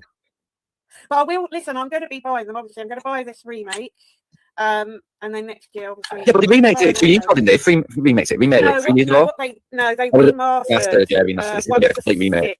Yeah, being that aesthetic graphics and that. Yeah, they tidied up the graphics and the pixels and etc. So, this is a total remake. Like Tomb Raider Anniversary. That was absolute remake. So they rehashed the whole lot. So it's that again. But with newer, the rooms are all going to be different. But So when you say remastered, is it the same game that came out before, but the graphics are just better, or is there actually? Literally what you just said, Literally, you didn't listen to it. No, I was AFK for a second. My bad. No, you had AFK. Just when you talked, you didn't listen to me then because she's explained that exact thing. So I said, has it already been remade? But no, it was remastered. A remake. Yeah, I went to the toilet, Luke. I came back, I missed that, man. I'm sorry. So you have to interrupt us all because you went to the toilet and now you don't have a fucking clue where they're going. Instead of waiting and thinking, right, where can I get into the conversation here? Let me try and get speaking about you, but I'll just interrupt us like you always do. And then when I fucking lose my wiggle, you complain and cry victim. Fuck off. I'm not crime victim. Yeah, you could have said. You know, yeah, but all doing this is not my fault. The moment making it happen to me, it's not my fault. Right, Tomb Raider. Yeah, I forgot what I was saying. Okay, no, man. But yeah, I will play them live on here. If anyone wants. Yeah, Baz, the same way I do with you, Baz, when you fucking wham me up. So, can I ask you, you know, like the remastered then? So obviously it's the graphics and missions, right? But like, what percent would you say is the original missions, and what percent is new missions? Like, you know, is it a couple of new missions or? It's not out yet. It's not She's out not the yet. developer. No, but I mean, based on previous remakes, you can't judge normally how remakes go, no? Well, no, it's not. out Clearly, yet. there's no Alexa going in the background. Why don't you fucking ask Alexa, man? She'd be able to tell you. That's not my Alexa. I'm not on my laptop. I'm on my phone right now. I can't ask Gemini nothing. So You know what it is? It's I got the fox lurking around, so every time it's setting the cameras off, and that's all I get all evening. So how can you tell if a game is just like remastered just for graphics? When you buy it or on your case, it'll say underneath the game, it'll say remastered. No, but I mean like is there additional words for a game that's just had It's not be, the original game will be called Tomb Raider, and then the remastered version will be called Tomb Raider Remastered. Yeah, but what I mean is remastered is the graphics, yeah, but some have new levels. So is there a way to tell the game's just No, so it's not called Tomb Raider Remastered in brackets plus extra levels. It's just Tomb Raider Remastered. And then when you turn it on the back, it'll probably say this game is original blah blah has been revised with a few more tweaks, and then difficulty levels increase, all this type of few extra boosty bonuses. Any extra level you've got with the original anyway. So remastered can include graphics and extra levels. You just got to do your research basically. No, you don't get extra levels unless you got on with the original. I thought you said that. Well, basically, you have to. Oh my god, why is it so important, Chris? Why are you bothered about what percentage is fucking original now? No, because it's all original. It's all original. That's it. Even the extra levels, it's original. Oh, it's original. Yes. Right. Yeah, but obviously, Anniversary. Yeah, she was still proper Lara. That was a remake of one. And then this one that's coming out, I think it'll be out in February. I'm just waiting. But is it still going to have the old like? I'm fucking doing a CSA now. Actually, I'm just asking this question out. I don't expect you to know. Actually, they probably will. Do you know the old way of like walking and stepping to side and side? They have to include that one. They have to keep that surely. They can't change the controls really. Well, that's all. Are you talking, for example, like when you're playing GTA? Should I explain? So that's all coming back in the remake and the brand new one that's coming out next year. Because as the games progressed, she lost all that. She even didn't have pistols. You know, they just got rid of so much. Yeah, I played the recent, like, what's it called? One where like it's black and white, and then another one blue where she's got I think it starts off where she's on like a cliffside or something. And it's all very Uncharted like. It's not Tomb Raider. It's more there's no chunky graphics. There's no chunky controls. It's all flow. And to be fair, you never play much. A lot of it is like cutscene type where all you have to do is move forward, and she's running it down this path that's already set out type thing. Yeah, but what you've got to remember as well, these games came out on the PS3, a lot of them, and the PS3 never had the R or L2 that had the pressure sensitive button, right? So when they remaster a game for like the PS4 or PS5, you would think that they would change the controls to accept the L and R2 buttons that are pressed. Not the game is relying on those controls being, because you've got to take certain steps to get up to like cliff edges and stuff. And I know I reckon they'll keep chunkiness of it all because I think that's what made Tomb Raider, isn't it? But for an example, like a game like GTA, it lost its atmosphere San Andreas, along the way. It went over to Crystal Dynamics, didn't it? For me, and it's like in Miami, you get like you can unlock staff and bigger petrol stations, more car park, more like space in your car park. Quite a few. So you can basically with Farmville. Yeah. I think I played that for about 10 years, and I spent an absolute fortune, and I mean over $1,000 on that Fucking game. hell. Just for them to come along and say, Zynga said, well, what happened was the browsers stopped using Shop Player, and that is what that game ran on, and nobody would take it on. But then it's down to Zynga to bring out a platform. Well, they used their own, when they started off, they had their own servers, and then along the way was. Then you start doing low felonies, and then you work your way up. For example, in the gas station, like when you get higher up, what kind of unlocks do you get? Like,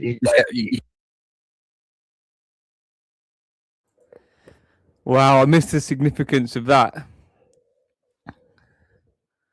Afternoon finally parked up. My TomTom has been going mental today. Oh, look at this joke. Look at this clever Danny West. Such the wordsmith, eh? Such the wordsmith, Danny West. Are you the comic book writer? You fucking stupid, pathetic, paedophile, desperate, flapping Danny West.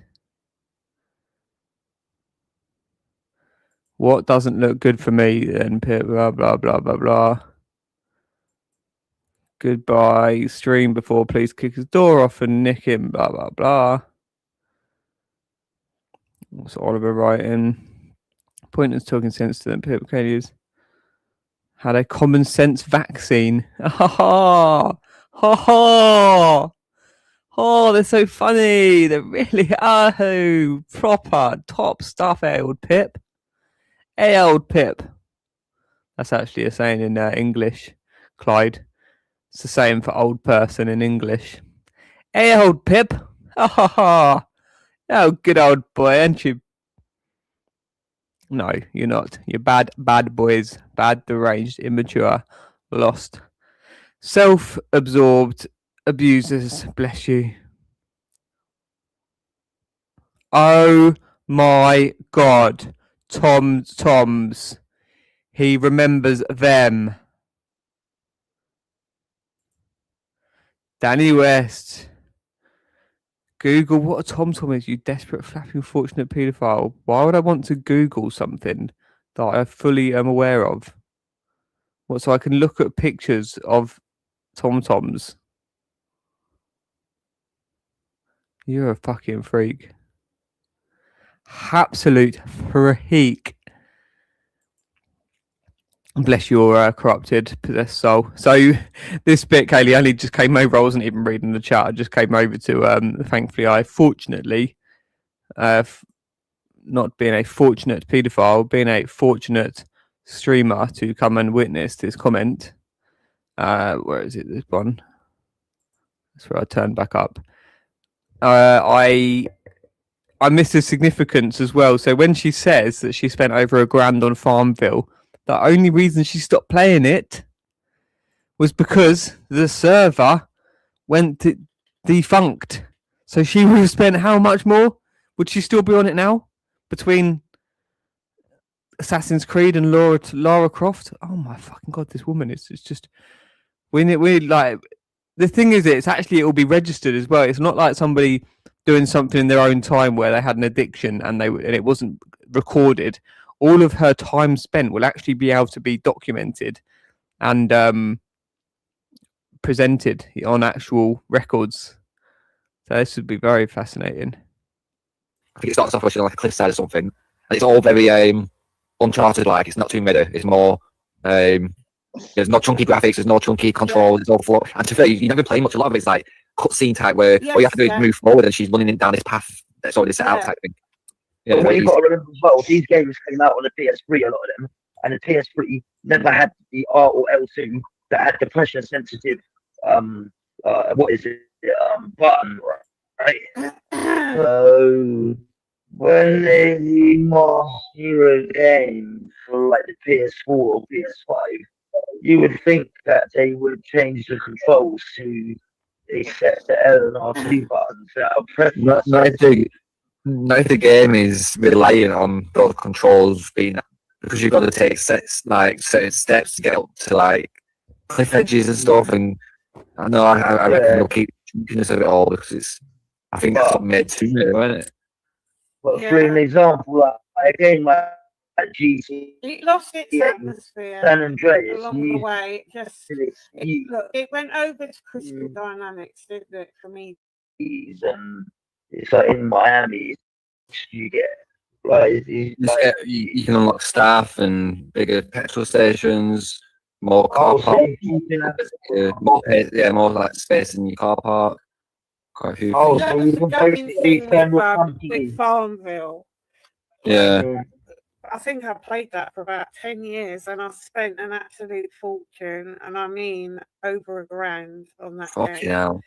Just for them to come along and say, Zynga said, well, what happened was the browsers stopped using Shop Player, Yeah. and that is what that game ran on. And nobody would take it on. But then it's down to Zingo to bring our platform rather than. Well, they used to Guys, have their own. When they started off, they had their own servers, and then along the way was then you start doing low felonies and then you work your way up. For example, in the gas station, right, when you get higher up, what kind of unlocks do you get? Right, You can unlock staff and bigger petrol stations, more car park, more pay, more like space in your car park. Quite a few. Oh, things. so you can basically turn your company. with Farmville. Yeah. That was I a. think I Oh, played that sorry, that's where I was changed it to normal speed on the original recording, for about 10 years. and I rewound it on the original recording. Oh fuck! I just went to a different place by accident. That's probably a good sign. I need to get off there, talk about bullshit here, gaming and stuff. So I just played the last hour. I think you missed from 1 a.m. to 2 p.m. Of these silly, fucking ridiculous that Dell, Michaela. Oh dear. Positive discrimination, and the positive discrimination is that we're going to push the Jews forward as being allowed to do this stuff, whereas you can't because you abuse it. But good luck. Good luck, Jupiter. Go to 10 Downing Street and try to convince people there. Well, we can't do that at the moment because we've got Qatari funded Islamists sitting in position of power. We all know what's going on.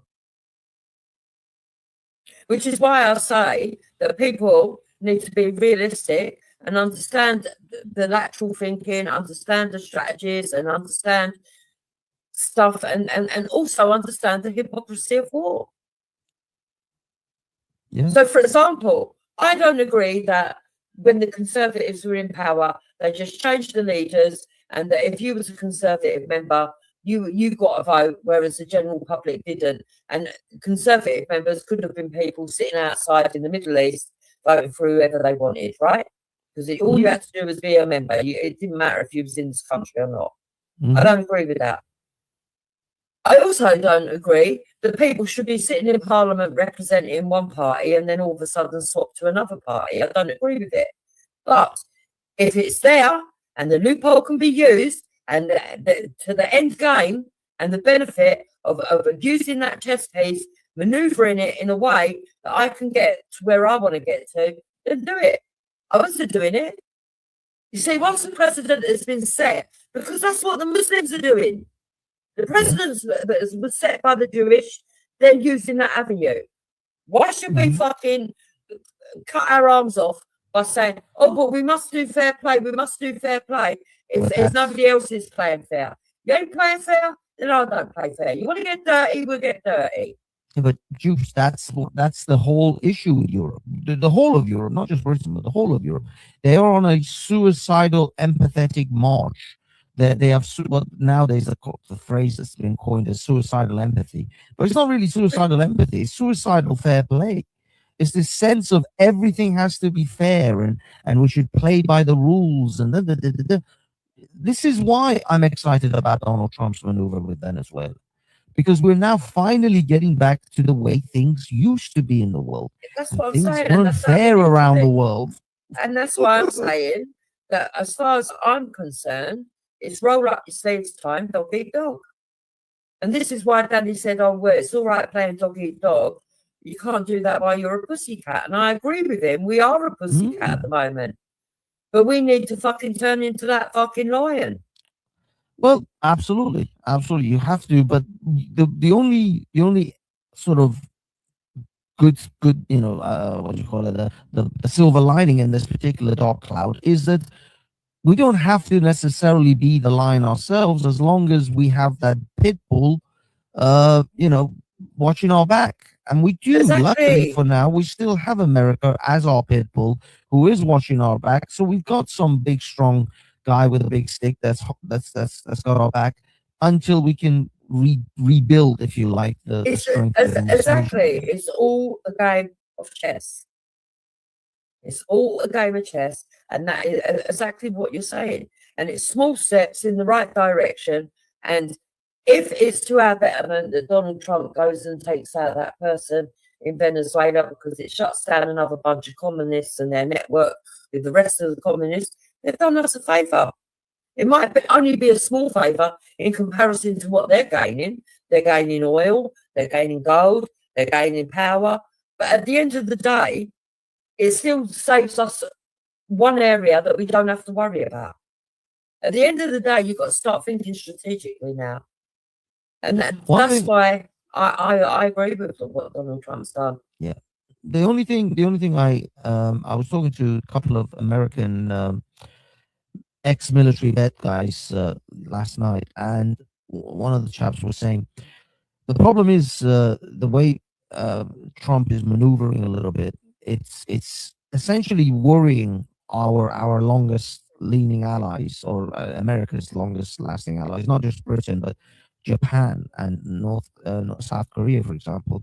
Japan, for the first time in forever, started selling its American bonds because of the tariff wars that America's put on them, and South Korea as well. And South Korea and Japan are now setting up trade deals with China separately from America, outside of America's like preview. So that is because sometimes when you maneuver too hard, too fast, your allies become a bit jittery and they become a little bit nervous, and then they start, because they're not sure.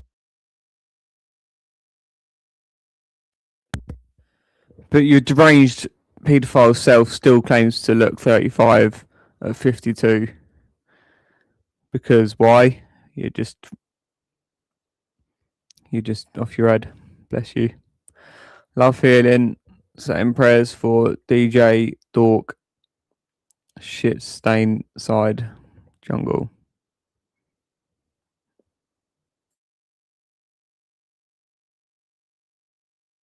They're like, okay, he just took out Venezuela this way. How safe are we? How, are we okay? This is, I get this is what Danny is saying as well. It's like, is Britain okay? Is Britain not going to get, whacked by the stick of America sometime soon if we step out of line too much? Well, Danny's saying we already have, because they've already took the, 90 million? Danny, Well, that's negotiation. Yeah, it's a trade deal, yeah. Trade deals. But what I mean is, no, I'm talking, those guys are thinking about guns and bombs. But what I'm saying is that, yes, fair enough, America may have to make some, the way they're going to deal with Europe, obviously it's going to be very different the way they're going to deal with Venezuela. But in Europe, J.D. Vance already said it. He says, we're not only allies because we have economic interests. There were certain moral and ethical interests that we aligned with. We had civilizational connection, that your beliefs in freedom of speech and freedom of expression was the same as our beliefs. And Europe is no longer in line with America on that. Europe has become a very dictatorial, authoritarian system.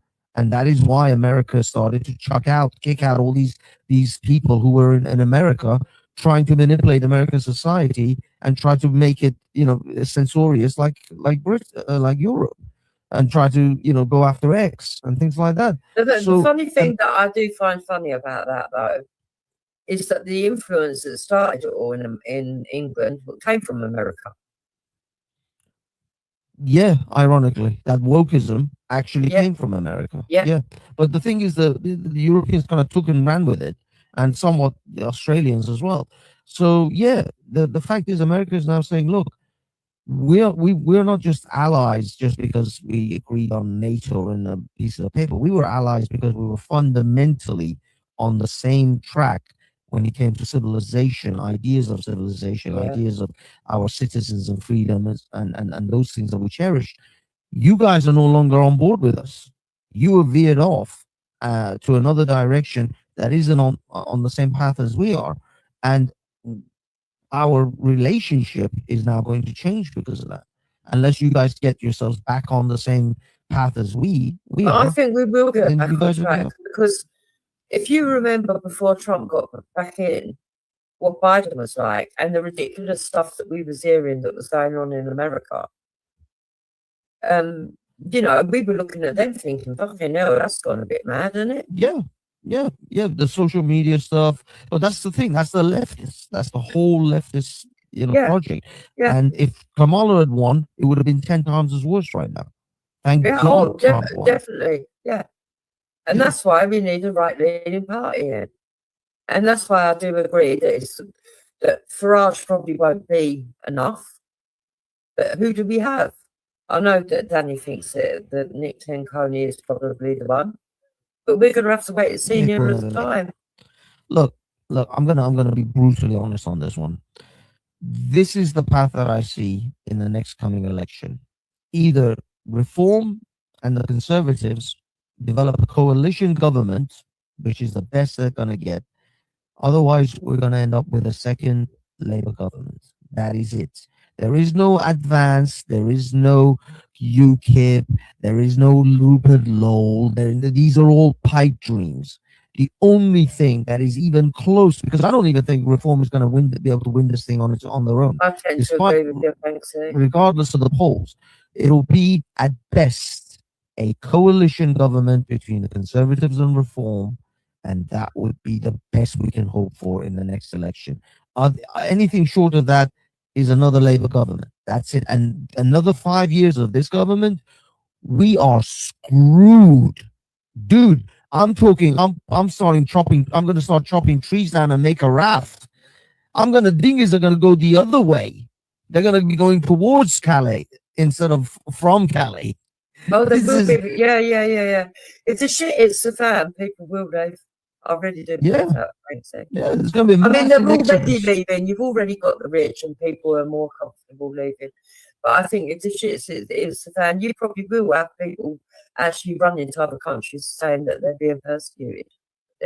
Yeah. I can see it getting that bad if it was to carry on with just the left.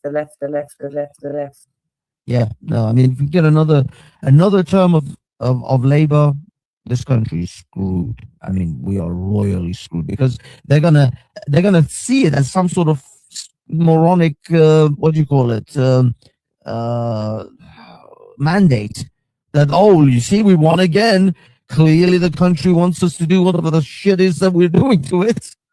which is why I say that everybody that's on the right needs to get out and you need to vote. But it doesn't matter who it is on the right you want to vote for. I know Danny would say it does matter, you've got to do Nick Tenconi, but me, I think your vote's private. I think whoever it is that you vote for on the right, just get out and vote for them because you've got to get the numbers out. You've got to get those numbers out. Yeah. I actually say vote for the best person for your area. Okay. That's what I always say. Well, vote for the best person in your area. And if there's a UKIP person in that area, that's going to be probably the best person in the area. Yeah, I mean, if you have it, fine. But what I will say to you, realistically, it's UKIP has no chance. UKIP has no chance. Advance has no chance. There's no chance. These guys will never. They'll be lucky if they get one MP in the House of Commons. Given the first past the post and all of that machination, they'll be lucky if they get one. If Advance or UKIP gets one MP, I consider that a win. I consider that a major step forward. UKIP has been running for 20 years, Danny. I love UKIP. I love everything Nick Tenconi has to say. And I'm not even a Christian, and he's like an uber Christian. I don't even believe in God. But the fact is, he doesn't have a chance. UKIP has never had a chance. Not in this country. Not in the politics game of this nation. It's not going to happen. I'm sorry. It's bleak. But it's there's no chance. There's no chance. No, not UKIP, not Advance. The best we can hope for is a conservative reform coalition government. That's it. Well, we'll see. There's 4 years to go yet. Exactly, and it's. Do you know what it is, right? With like, there's no chance. There's no chance. There's always, if we are to believe in our democracy or our society or whatever, we've always got to believe that there is a chance to do X, Y, and Z. We can't take it by any type of coup.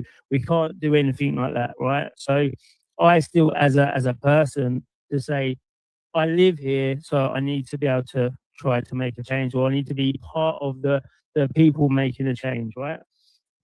And that's all it is. If everyone stops saying, "Oh, you can't do this," you can't, and start saying, "Actually, fuck it, let's try it. Let's see if we can. Let's see if this can happen. Let's see if we can stop the invasion of the boats by doing it ourselves." Now you're seeing all the bits of Danny Tomo coming up that they're going to arrest him in France and all this. It's becoming more than just him on social media. The storm's brewing, right? And this is what I see. I see if people all together start saying, yeah, actually, let's not have a we can't attitude and just say we can. Let's try it.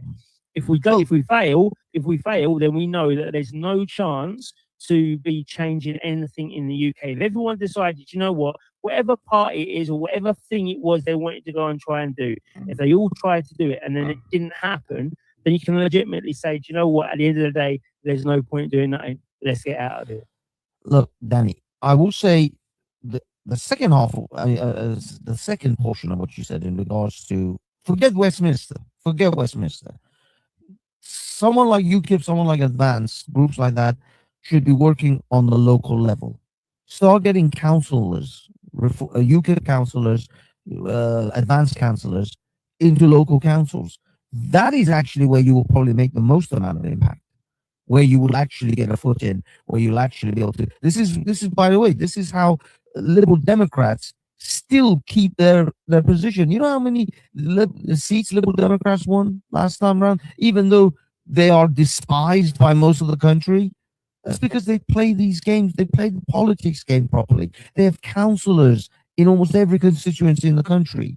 They go around, they put their people in the key locations locally. And that's how they get the people on their side, and then campaign for Westminster for general elections. I don't think general elections is where UKIP should be focused on. You should be focused on and that's what local I said, elections. And that's what I said a little while ago, that I don't do the nationwide thing anymore. I'm doing Kent. You know when you did the man in the mirror and that? I'm doing Kent because this is what we can do. Okay, this is where we're having lots of local elections going all the way across. Because it's a quite unitary system or whatever. So we've got elections this year. So that's what we're going to be focusing on, and that is like you say, that is where the power is getting, and that is where we have a can-do attitude. Because I know a lot of places that will actually, if the right candidate's there, they will do a UKIP person anyway, just because of the demographics and all things like that. But if we had ourselves in the council, in the local council, that would tenfold up. And you're right about that. And that's why I said what I said. I'm dealing in Kent. That's all I do. Yeah. I'll go up and down my areas. I'll go up and down around here. I'm banned from Medway Council. I'm banned from Maidstone Council. You don't see any of this, right? Because it's not nationwide. No one needs to. All the people that need to see it is the people that I'm trying to get together into the groups and saying, this is what we're doing. This is how we're fighting. I was out the other night looking for kids. Do you know what I mean? So kids didn't come back from school. What was it, a month ago? Kid didn't come back from school. I was out there for 2 hours trying to find this kid. This is what we need to do. Dude, publicize some of this stuff though a little bit so that you get a bit more help. I mean, if you're out, I don't know, we are on your own or we are with a group. No, we've got a few people doing our bits, all across the breadth of Kent. But if we this is where I'm looking at it. If I advertise it too much and say, this is what's happening, you're gonna get the stand up to racism people coming in. You're gonna get all of them left people coming in and causing trouble, causing people don't want to come and do these things. And it's little things like going to the council meetings. That's gone up tenfold because 10 people go there, and before no one bothered going there. Every council meeting, that's important. All the ones with the the HMOs and licensing and all that's important. So I say to people, get down there. Make sure you have your voice. Yeah, that's it. That's real work right there. And I presume you guys set up like local or private like Facebook groups or something, WhatsApp group or something where you guys can communicate and coordinate. Yeah, that's it, man. That is it. That's where real politics is. That because believe it or not, that kind of politics actually affects individuals in their local area far more than some dipshit in Westminster. Exactly. The people feel when you guys vote or when you have council members that vote on, I don't know, mini freaking roundabouts and sleeping policemen in their road and speed limits and all of that shit. That's what people see on a daily basis. He doesn't give a shit about what Jess Phillips said the other day in Prime Minister's Question Time, but he does see that sleeping policeman at that 20 mile an hour speed limit that has just been placed in his local road, or the crappy road designs with stupid mini roundabouts everywhere that's annoying, or whatever it is. Those are the local things that they notice. Are their parks clean? Are there local areas? Are the kids able to go out and play in the park without God knows what else is going on? Or the local, just like the hotel protest started out with the local people saying, what is this pervy man sitting here in this park watching my little kids play on the swings? What the hell's going on? That's how those protests kicked off. They kicked off like that because local people started noticing some pervert-looking, disheveled Afghani leering at their kids, and they're like, "What the hell's going on here?" So that's exactly what you guys should be doing. You should be taking up those causes. Where are the hotel migrants in that local area? Are they near schools? Are they near school playgrounds, etc., etc., and start kicking off about those things. Yeah, exactly. Dude, And that's what needs to be done. We haven't got many hotels down here, but we've got there's a lot of other issues. I think you're going to get the housing, haven't you? These houses that are being built for them. Oh yeah, we've got a couple more estates. There's the planning just went through last week. 3 sets of housing estates that are 4-bedroom houses. Right, all of them are 4-bedroom house, and the developers got to give like 100,000, 200,000 to the community. Right, but the thing is, a 4-bedroom house isn't for a normal everyday person. But we know it's going to be a HMO house. Exactly. Yeah, it's guaranteed to go for HMO. Exactly, and that's what Kent's having is HMO problems. But Kent County Council is a reform council, so I know that reform ain't going to do nothing just by watching what they do here. The HMO applications that they agree to has gone right up. But in the newspapers, Nigel Farage is saying, "No, hang on a minute, we can't have HMOs." Well, that's the thing. This is what they do in the public eye and what Farage says versus what actually happens on the ground. And again, dude, we're not naive. We know that these people look you in the eye and tell you snow is black. I mean, they're lying sacks of shit, all of them. 100%. And that's why I have the opinion that we have to get everyone out, all the people who are not working for us. But as you say, Banksy, it's a long thing. But if we can, and there's another thing, when I'm looking at stuff, because I'm doing this stuff locally, right? I'm looking at it, I'm saying I can't be like the people who have come before me. So now I'm looking at things and saying, how do we do it different? And I know, especially about a lot of things tonight, a lot of people are going to be like, Danny, man, you're chatting shit, man, you're a lefty, you're this, that, and the other, you're a turncoat and all that. But what I'm looking at is saying, well, hang on a minute, my whole lifetime, they've all, but my whole lifetime, people have done it this way, right? So let's not do the hypocritical thing. Let's try and see if we can even look a different direction, or maybe look a little bit more moral. Because if I don't do it, then the guy behind me is not going to do it. And then the guy, if I stand there and I take all the bullets, right? You remember like when Veli was saying there's no black person comes to the rallies? Well, hang on a minute, how many bullets did I fucking take? And now look who's there. Yes. Yeah. So this is my mentality. You took all the shots. I took them all. But I knew that the outcome would be, as long as people can see that it's not racist, then they will come. If you build it, they will come. Right? And I knew that would happen. And this is the same thing about everything else now. I'm thinking, well, we look at something a little different and don't run with what everyone else is doing with an agenda, because lots of people have got an agenda now, right? If we look away from there and say, well, hang on a minute, let's pull back a bit and see what it is. I do agree. I mean, but one of the things that I appreciate you for, Danny, is that you've always looked at things from a different angle, and that's why I like your mind. I think anybody that gets too critical of you, instead of keeping you around and sort of like bouncing off you and understanding you and trying to listen to you, are stupid, that they're foolish, because you do look at things from a different point of view. You are a lateral thinker, but sometimes in a different direction, and quite often you see things that I haven't even thought of, and quite often he's right as well. So it is worth listening to. I love you, man. I love you. I got all the love for you. I know tonight I fucked around a little bit and I'm just a little bit of a troll, but generally, yes, I agree. Look, in principle, I agree with a lot of things you say. It's just, I also recognize the reality of the world which we live in, and unfortunately, you just sometimes got to be the dickhead in the world and just get it done. The thing is, Danny, this is our my mind is if everyone's not a dickhead, right, we've all changed. You know what I mean? Yeah. This is my opinion. I've always had it. Go on, sorry, Jips. Yeah, so my mindset is kind of different to that, and it's going to probably confuse a lot of people, but I believe in walking in 2 realms at once. And what I mean by that is I don't mean you walk with the left and the right, but I mean that life isn't a straight line, it's a curve. And sometimes you have to play hopscotch with which side of the curve, that curve you're standing on. But the line will just curve. Are you standing more to the right side, or are you standing more to the left? And I don't mean in political terms, I'm just saying like one side or the other, because sometimes you could be standing in the wrong place and you'll get fucking blasted. And therefore, that's why I appreciate you as well, Danny, because you sometimes give me an extra perception that I don't see. But I think, just like the Bible, if you're a Christian, they say that old things are swept away, okay? That you're supposed to turn the other cheek. But I'm somebody that believes, 99% of the time you turn the other cheek, you roll the morals up, you be the bigger person. But that 1% of the time, eye for an eye, man. Exactly. It's good enough to do an eye for an eye when you've got something to back yourself up with. I don't see no more. I don't see a big expansionist program when we can't expand. And it's like when Enoch Powell said to Parliament, he said, if you leave India, if you give it back to the people or whatever, give it back to the Indians and that, you've got to get rid of the whole empire. You can't have nothing. And they put the Commonwealth in place. And these are the things, he knew if we didn't have, probably a lot of money coming from India, right? But if we didn't have that and we put them under a different kind of program, that we would fail because we can't support it. And that's where I think we are now, of saying, listen, And all this mad shit is going on the outside and everything else. But we've got to make sure that this country is prosperous and we get back to a level where we can then start to dominate, rather than being somebody's lapdog, walking around saying, yeah, okay, America, we'll do that. Okay, yeah, France, we'll do that. Oh, we're going to go into the single market now because it's going to be better. We're going to pay double the amount of membership price or whatever. I don't think we should be doing that. You know, I think we should really just Straight line, it's a curve. And sometimes you have to play hopscotch with which side of the curve, of that curve you're standing on. I've always had it. Go on, sorry, Jibs. Yeah, so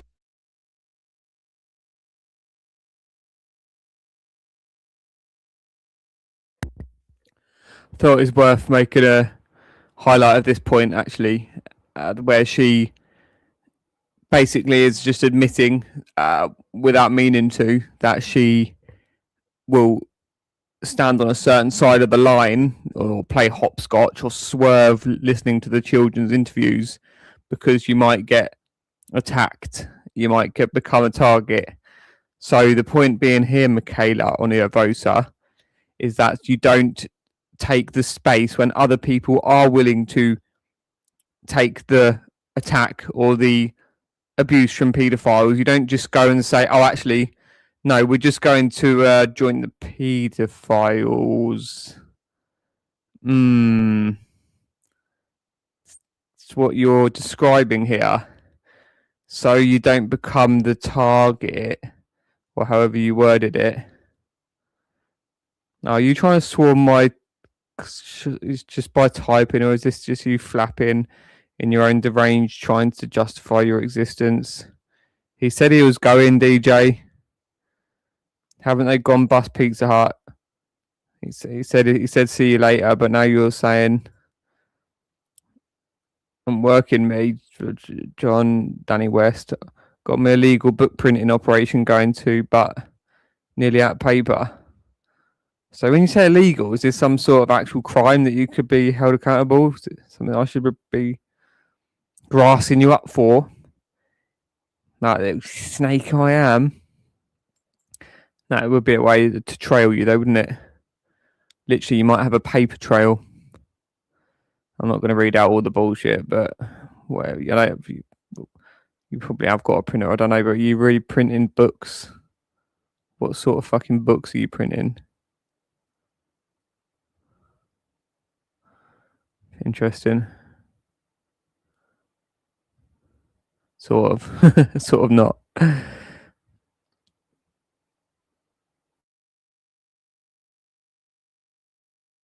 So I don't, my mindset is kind of different to that, and it's going to probably confuse a lot of people, but I believe in walking in two realms at once. And what I mean by that is I don't mean you walk with the left and the right, but I mean that life isn't a straight line, it's a curve. And sometimes you have to play hopscotch with which side of the curve of that curve you're standing on.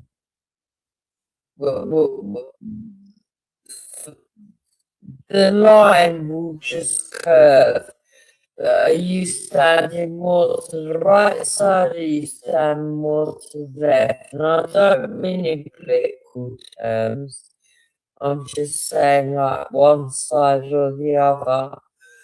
Because sometimes you could be standing in the wrong place and you'll get fucking blasted.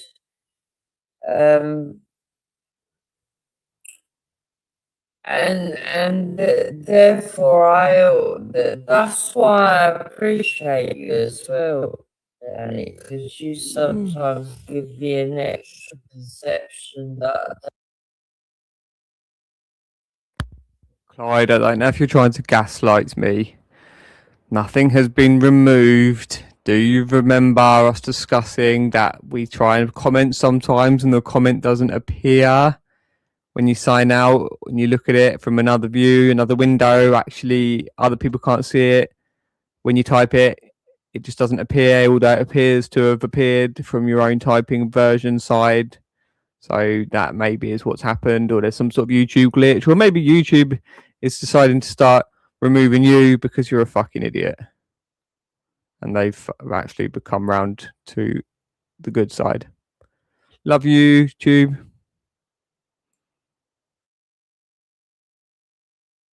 Say, I think, just like the Bible, if you're a Christian, they say that new old things are swept away, okay? That you're supposed to turn the other cheek. But I'm somebody that believes, yeah, 99% of the time you turn the other cheek, you roll the morals up, you be the bigger person. But that 1% of the time, eye for an eye, man. Exactly. It's good enough to do an eye for an eye when you've got something to back yourself up with. You know, I don't see no more. I don't see a big expansionist program when we can't expand. And it's like when Enoch Powell said to Parliament, he said, if you leave India, if you give it back to the people or whatever, give it back to the Indians and that, you've got to get rid of the whole empire. You can't have nothing. And they put the Commonwealth in place. And these are the things, you know. He knew if we didn't have, you know, probably a lot of money coming from India, right? If we didn't have that and we put them under a different kind of program, that we would fail because we can't support it.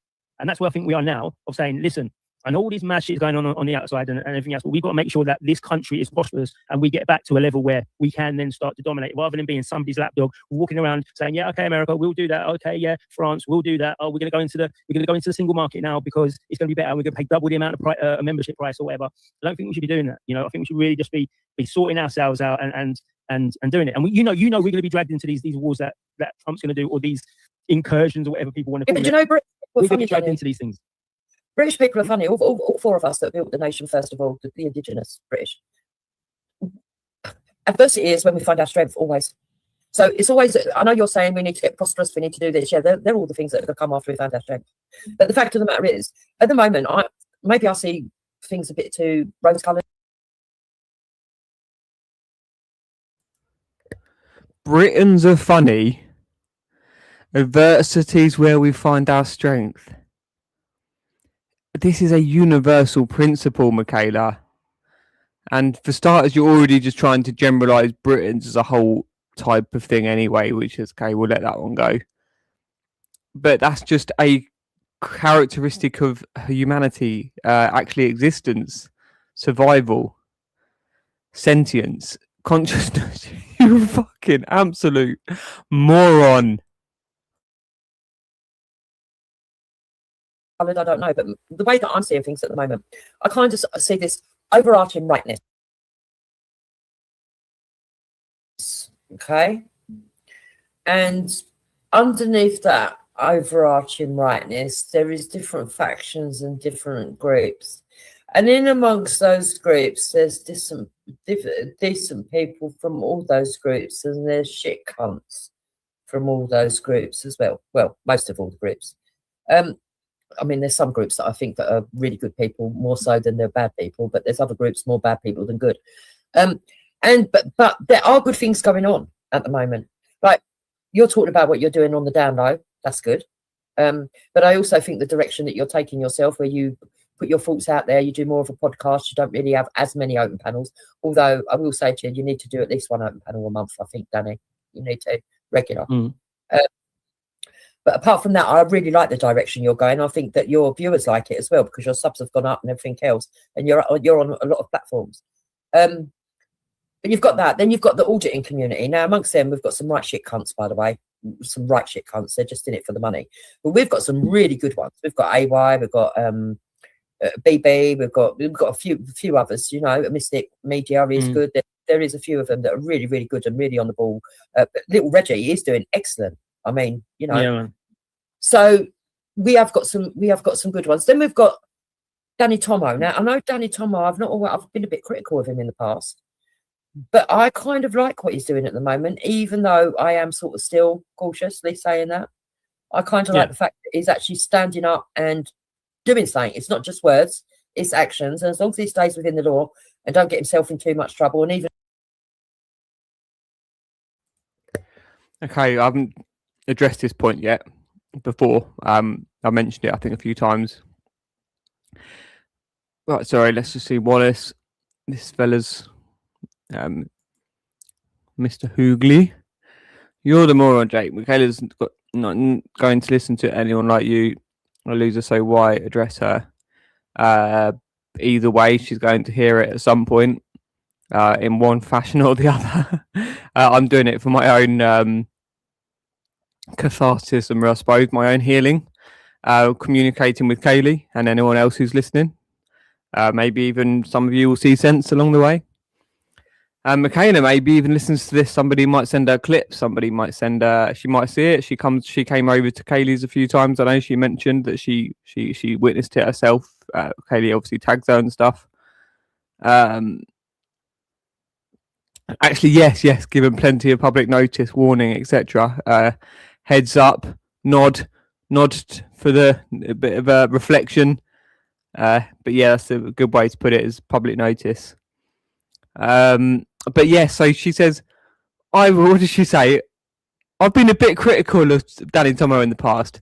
Michaela, you exposed him for us. You actually proved to us that he wore a balaclava and was a police provocateur agent. He started a fight, started a riot against the police, a ruckus. The police snuck him through the police line and he sneaked off behind. Do you remember that, Michaela? He was working with the police to initiate provocation. So, and then there's the other one where he did that very provocative speech after the Southport horror. And nothing ever happened to him there, did he? Whereas lots of things happened to other people. So that's 2 points, but really sticking with the one, you don't even really need a second one after the first one. He got let through the police line. He walked off casually. No police even tried to grab him or anything. How the fuck are you trying to overlook this just because he's another distraction that can keep you for a temporary period of time facing the reality of what you have caused and what you continue to do here? Thank you. Finally managed to express that. Even if he does, he understands it's his own decision and that you can't blame anyone else. I'm fine with what he's doing. I know a lot of people have been criticising him. So I think there's a lot of areas at the moment where there is headway being pushed forward in different directions. Then you've got the pressure groups, which I think is brilliant. I think Rupert Lowe is really doing good. I think Ben Habib's advanced, probably not so much so, but I don't know what they're doing behind the scenes that they work on and stuff there. So the pressure groups, having those pressure groups are good. The Lotus Eaters, now, some of them I don't like. There was a couple of people. One of them just started launching his breakfast show. I don't like that guy. I'm not keen on him. Right? I know a lot of people are bumming him up and everything, but I'm not sure that his breakfast show. Which one is it? It's the ginger one that's bearded. No, I can't. I'm gonna have a look. I can't work out who it is. I don't really know them too well. Oh yeah. I know you went about. He's got a breakfast show. All right. Yeah, he's just started a breakfast show. Dan Wootton launched it for him this morning, basically saying that people should sub on that. And I will give him the attention of saying that for people on the right in case they don't know, because it's another place for them to go and get information. But I don't particularly like him. But when he's together with a group of them and they're bouncing off each other, they're very, very good in that sense. And they're good for opening up fault trains. And I think it's brilliant. Also, we've got this super troll, and I call him a super troll. He takes himself a lot more seriously. This super troll, and I won't give his name of his channel, but it criticises everybody on the right. But he's hilarious because where he's so jealous and he's criticising everybody on the right, he actually gives talking points for people to attack the very group that he thinks he's standing for. Yeah, the ex-BNP bloke, the old boy. He's a fucking nutter. Oh, yeah. You know what I'm talking about? I started everything. Yeah, he's trying to start wars everywhere, but I'm not going to give him the full-on attention that I could give him because he's hilarious. He's a fucking He went idiot. with us, though. Remember that? When you He say was part of that troll- ex-BNP, he was part of that trolling person. You talk about the guy who was the leader of the BNP. No, right? no. Just a person that was in it. But you know, Jupes, he was part of that group as well. Part of which group? The Camel. Oh, was he in there? Yeah, he was the one. He come in at the end, and he was the one that was trying to give the political analysis, and was he was in there. I didn't know that, but he's a fucking nutter. He is. I listened to Crazy. him, and I think if you only listen to one of his streams, you think, oh, all right, he's got a position. But he ain't got a position. He's attacking everybody. Is he? Do you know he was on? For a minute, I thought he was up Steve Laws's arse because the way he was going on at people, and now he's gone back on that, and now he's attacking Steve Laws as well. I was like, this guy can't even got a position, and he goes on about himself and all what he done. He's so bitter. It's so obvious. It is fucking funny. He is very, very, very bitter. Yeah, very bitter. but I'm not going to review him because that's what he wants. He wants all that shit. But I sit there and I listen to him. But I think, ooh, I love the fact that you've used that because I can nick that and I can use that later for something else. Yeah, so he don't even realise what an idiot he is. But no, he is. I'll put it in the back. I'll put it in the private message for Banksy. Okay, I'll check it out. Yeah, but don't go giving him any airtime that he wants. Banksy. Give him the airtime. Yeah, just don't give it to him because he's dying for it. Yeah. You know, but he's a fucking. It's worth listening to him because sometimes he gives you fucking ammunition that's brilliant for attacking people that you don't like. Interesting. But yeah, he's quite extreme. I think he's of the notion he wants everybody out. He wants them all gone, everyone. You know. Yeah. He seems to have that about him, and then it's kind of like he changes it, and it's kind of like it's really hard to really put a position down on him. But I would say that just his personality would be, you know, he'd be the one that's giving the ships, and he knows that ship's got a hole in it. Do you know what I mean? And he'll be laughing. He would do that shitty little laugh. But he really thinks it's like special, doesn't he? I don't think he realizes that really he's not really anything. But I mean, he probably was once, but not now. But yeah, I do find him funny at times, though. Yeah, definitely.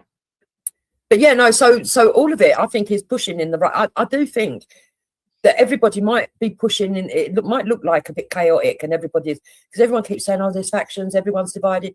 But no, you're all pushing in the same way, in a funny kind of sense of the word. You know what I mean? Without realizing it, and I think it's brilliant. Yeah, there's a lot of people pushing in the right way, and there is a lot of division, and there's a lot of hidden things as well. So whilst it's good to say that we have all got kind of, you know, different things going on and doing different things, and that there's always you always look behind and say, I don't know. Oh yeah, there's some shit stirrers. Why is that person doing that? And yeah, you know, the whole there's loads of stuff. Right, it's too much even to go into. But hopefully, yeah, but Danny, I think come out. I think that sometimes because we've had to be so suspicious, sometimes we all overthink a little bit. I think that does happen. I also think that sometimes we don't overthink enough, and we can be naive at the wrong times. But I think we've all learned about that. But even with the sort of stuff that we see going on, as long as you're aware of what's going on, I don't think we always have to pay attention. Do you know what I mean? Just keep our eyes on it, slyly, side eye, but just keep going in the direction that you're going, and just watch. Do you know what I mean?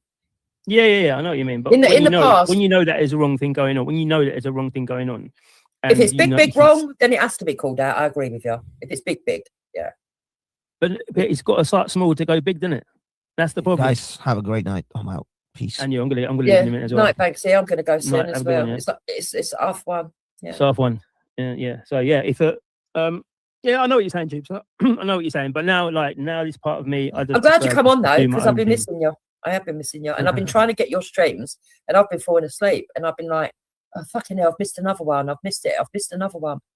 Yeah, So I just come on wild and go because I've been sorting everything out. I've been sorting loads of things out, and like again locally, there's like I have the time, but I'd rather just sort shit out here. Do you know what I mean? So that's what I've been doing a lot. So I've been coming back at like 10:30, trying to sort something out, and then it's like 11:30, and I fucked it up, and I'm like, oh no, I can't be out. You know, I can't. I'm not. I haven't got the love for the live stream anymore. Do you know what I mean? So I'm like, everything has to take priority. But it's always good speaking to you. It's always good. And do you know what? Yours come up as well. Yours don't ever come up on my main one. That's why I was on the. You know, when I said, "Oh shit," I'm on my other channel. It came up on my other channel, right? But it didn't come up on the main channel. Do you know what? In any of your lives. So you need to, YouTube has been doing to us because it done it to me with AY. I had to unsub and resub to him. I weren't getting no notifications for AY. So I think they're trying to. I think they were trying to stop all our not communication with each other, but links with seeing each other and that connections. Yeah, I think they've sort of like tried to unconnect certain people because I've had to resub to a few. Yeah, unsub and resub. Go for it. Yeah, resub people. Yeah, because that's when it come up, and I was like, hang on a minute, how am I on this channel? And it came up because yours never come up. Like, not for ages. Literally ages.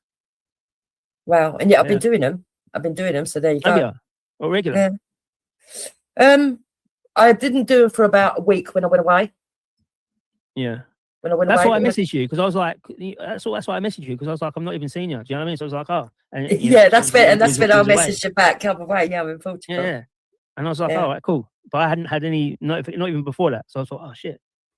Yeah. Can't even go up on your channel. But old Dan thinks I can't afford Spain. So I might have to prove him wrong soon. Just for the sake. Do you know what I might do? Yeah, just for the sake of it. Yeah, he's a fucking idiot, him. I don't pay him too much attention. I'm just having a laugh and joke. You know what I mean? But, you know. Yeah, if ever I go Spain, don't worry. If ever I go Spain, Danny, I'll say, yeah, Danny, do you fancy coming? And me and you stand outside Paul Phelps to go. And that's where he lives. I don't know about that one. I'm joking. He'll be back here soon anyway. He'll be back here soon. Apparently, yeah. Yeah, it's not working out, so he'll be back. I've got a feeling. 2 weeks. You reckon he'll be back in 2 weeks? I reckon when he did that video, I was saying, oh, I might come back and and then I'm going to record everything. So what I think, actually, I'll message you because I don't want it not to happen. Do you know what I mean? Yeah, right. Do it in private because you don't need people making more of it what it is as well. Do you know what I mean? No. You use a friend, not friendly, but do you know what I mean? We've all got mutual people who are friendly and that. So yeah, and I don't want to cause fucking trouble for people. Exactly. But I will do that. But anyway, I'm going to go anyway because I've got to be up in. All right, I'll speak to you later. I'll probably call you tomorrow or the next day. Well, what's the best time, Danny? School. So before 2 o'clock, after 10, before 2, or any time really late at night, like after 8 o'clock. Okay. Any day, it doesn't matter. When the kids are about, I just don't do anything. Do you know what I mean? I don't speak. I don't blame you. Yeah. Or anything like that. I don't even answer the phone. So. Well, good on you. What a good dad you are. That's brilliant. There you go. That's what some people say anyway. Other people will be like, you're a bad one. Never mind. Yeah, Louise, I've seen that live stream, but I'm not about to do a review at this time of night. I am going to do some reviews though tomorrow, and that was one of the ones I was going to look at. There's been quite a few good stuff.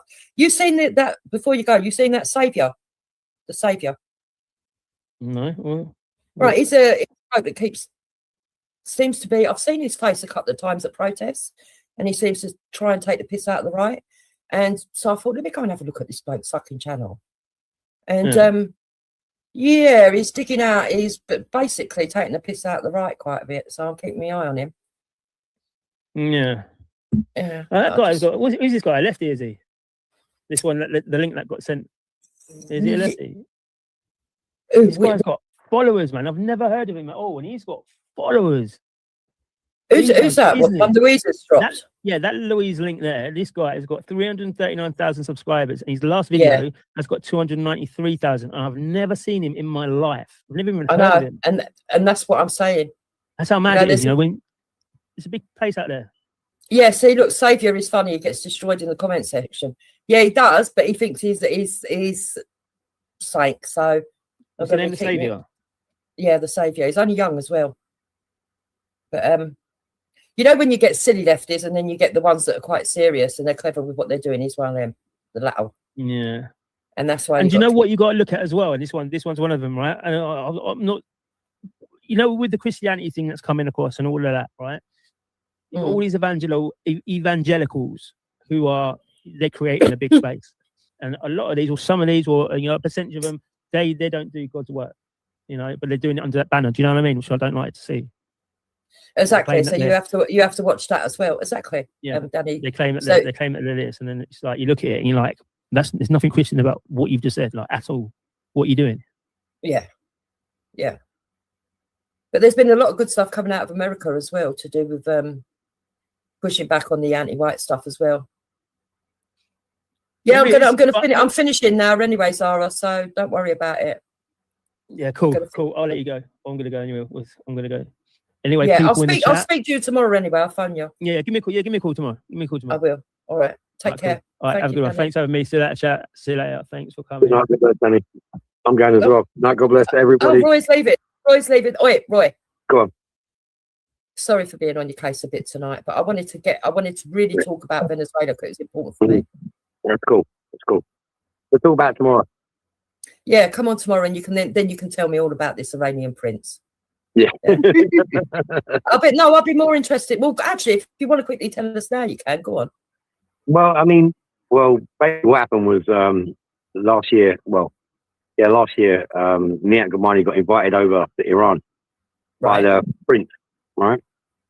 And he was hanging around with him, and he'd done a little video, and they got together and they went fucking sick of it, and it was just a wonderful thing. And it was a personal thing between me and Nihat, you know. And he sent it to me, and it was the prince and him and a couple of other guys, and they just done the fucking sick of it thing, and it was just. Oh, that's nice. So they've done it for you because the thing is, you have got on with Nihat and all that, haven't you? Yeah, we're very, very close, man. Believe me, I had him in tears. I sent him a statement from a friend of mine who is Iranian, and she's like, say she's Iranian, she's British, born here and what have you, but she's got an Iranian background and what have you. Yeah.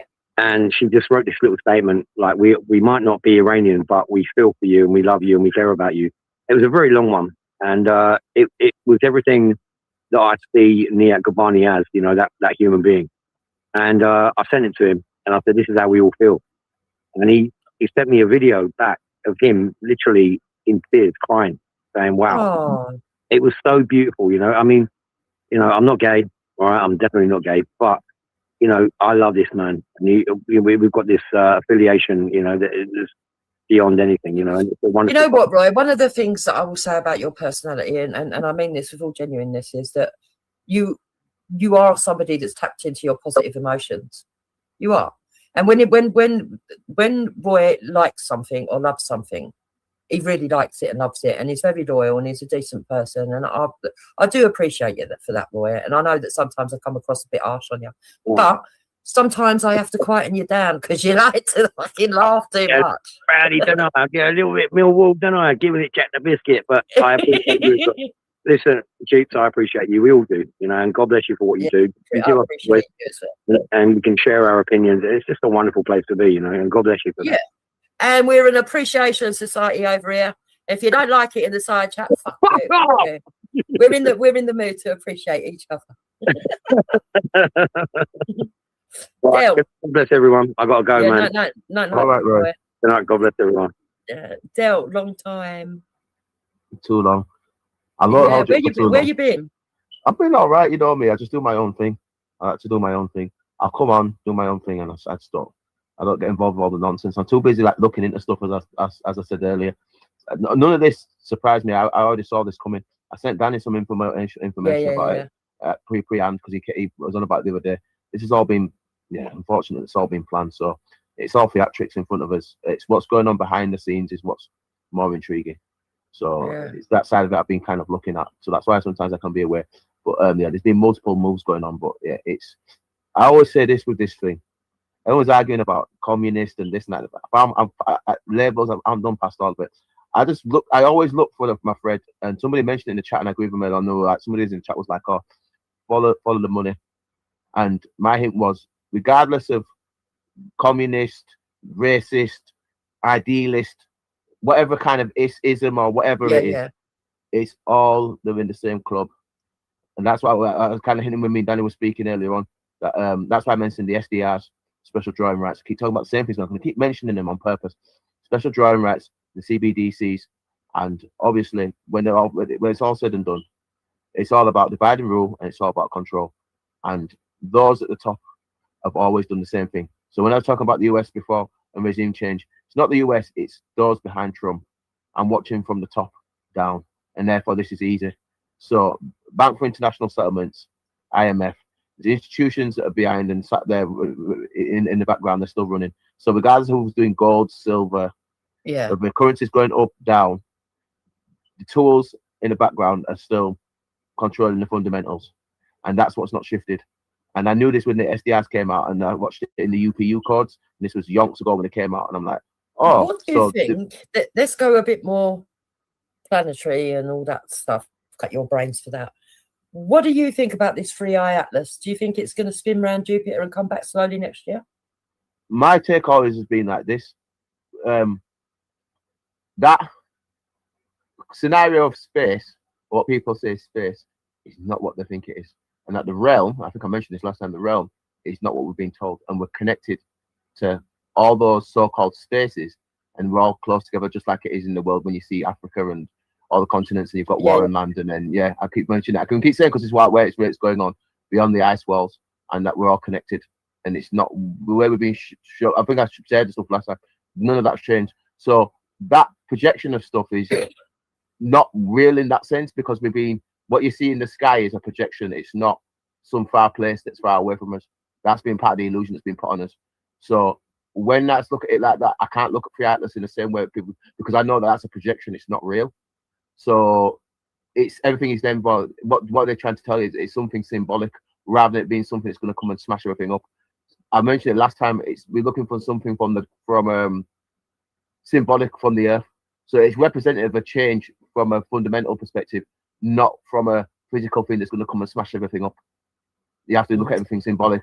So that's why I'm looking at it from that perspective. And when you start doing that and you do the symbolism side of it, you can see everything is energy, and therefore what shifts, it's representative of a shift that's coming. So it's more of a conscious thing more than anything else, rather than something that's going to come from outer space and knock everything out. So all the stuff about that, I don't do all that kind of stuff. I've got to look at it from a symbolic point of view and the energetics that it represents. So that's where I come from, not on this nonsense about it's going to come and beat us all up and stuff like that. No. When has that ever happened? It never happens, does it? You always talk about these big events. It's going to come. So you don't think it's got any connection to the end of the days, Revelations, Jesus coming back, or the Anunnaki, like some people think? Nothing to do with any of that. More like that, but not in the way that they're promoting it. Like I said, with the stuff with the those so-called, I would refer to them as off-worlders, it's an influential thing as opposed to it being a physical direct thing that's coming. It's more of an energetic shift that's consciousness. Rather than it being a physical thing. That's how you have to always look at it, as a symbolic, energetic thing. And when you start looking from that perspective, it becomes a lot easier to see those shifts, because you see that coming. And you're seeing it right now with turbulence within the realm. You see multiple turbulences within the realm. It's just what happens with Venezuela. You've seen what's happening. Well, they reckon all the stuff that's been coming off it goes into the atmosphere and affects our wavelengths. You've seen a shift again, which is energetic shift. Yep. Rather than it being a physical thing. That's why you've got to keep watching it from a symbolic perspective. So if you keep that, as long as you keep that in mind, you'll be fine. That's how I would say to you. The way you're viewing it is the bit way it's reviewed, not from a asteroid perspective, but more from an energetic, symbolic. Because there's going to be a bigger shift to come as we're heading in between now and towards 2027, when there's a certain amount of energetic shifts that are bigger that happen around about August 2027. We've got some bigger shifts, but again, we're still in the edge of revelation. Because keep in mind, we're on the Greek Olympiad system that we're in. This is the calendar the Vatican use. That's the one that I'm watching. I don't watch the calendar they give us. The Vatican Greek Olympiad system is the one that they're actually using. And when you do it from that perspective, we're getting 4 years of energetic shifts through revelation, which I kept mentioning about up towards 2040. And so we're in that shift of power to take peace from the earth. If you notice, we're taking peace from the earth. It's symbolic. You can see it all right around you. And people looking at me like I've got 10 heads, and I'm like, but we saw the corona thing happen, and the crown and the discussion of pork and all that's taken place. And then we've got the power to take peace from the earth from 2024 to 2028. And what's happening? We're seeing war, and the peace is being taken from the earth. Just as in Venezuela, just in Israel, just as in Ukraine, power to take peace from the earth. You're seeing it. It's all symbolic. It's all there. And people look at me like I've got 10 heads from, and I'm just saying, well, if you can't see it, you choose not to see it, but that's your choice. Interesting. It's there. So we're in a food for thought as always. All there. As always. See, and this is why I like your mind, because you think outside the box in a different way as well. It's been good to say everybody speak tonight. I've just been enjoying myself. It's been good. I've enjoyed it. And this assertion, Mr. Wally, is fundamentally incorrect, because it's actually the last 1 minute to 30 seconds, which I wanted to play Kaley.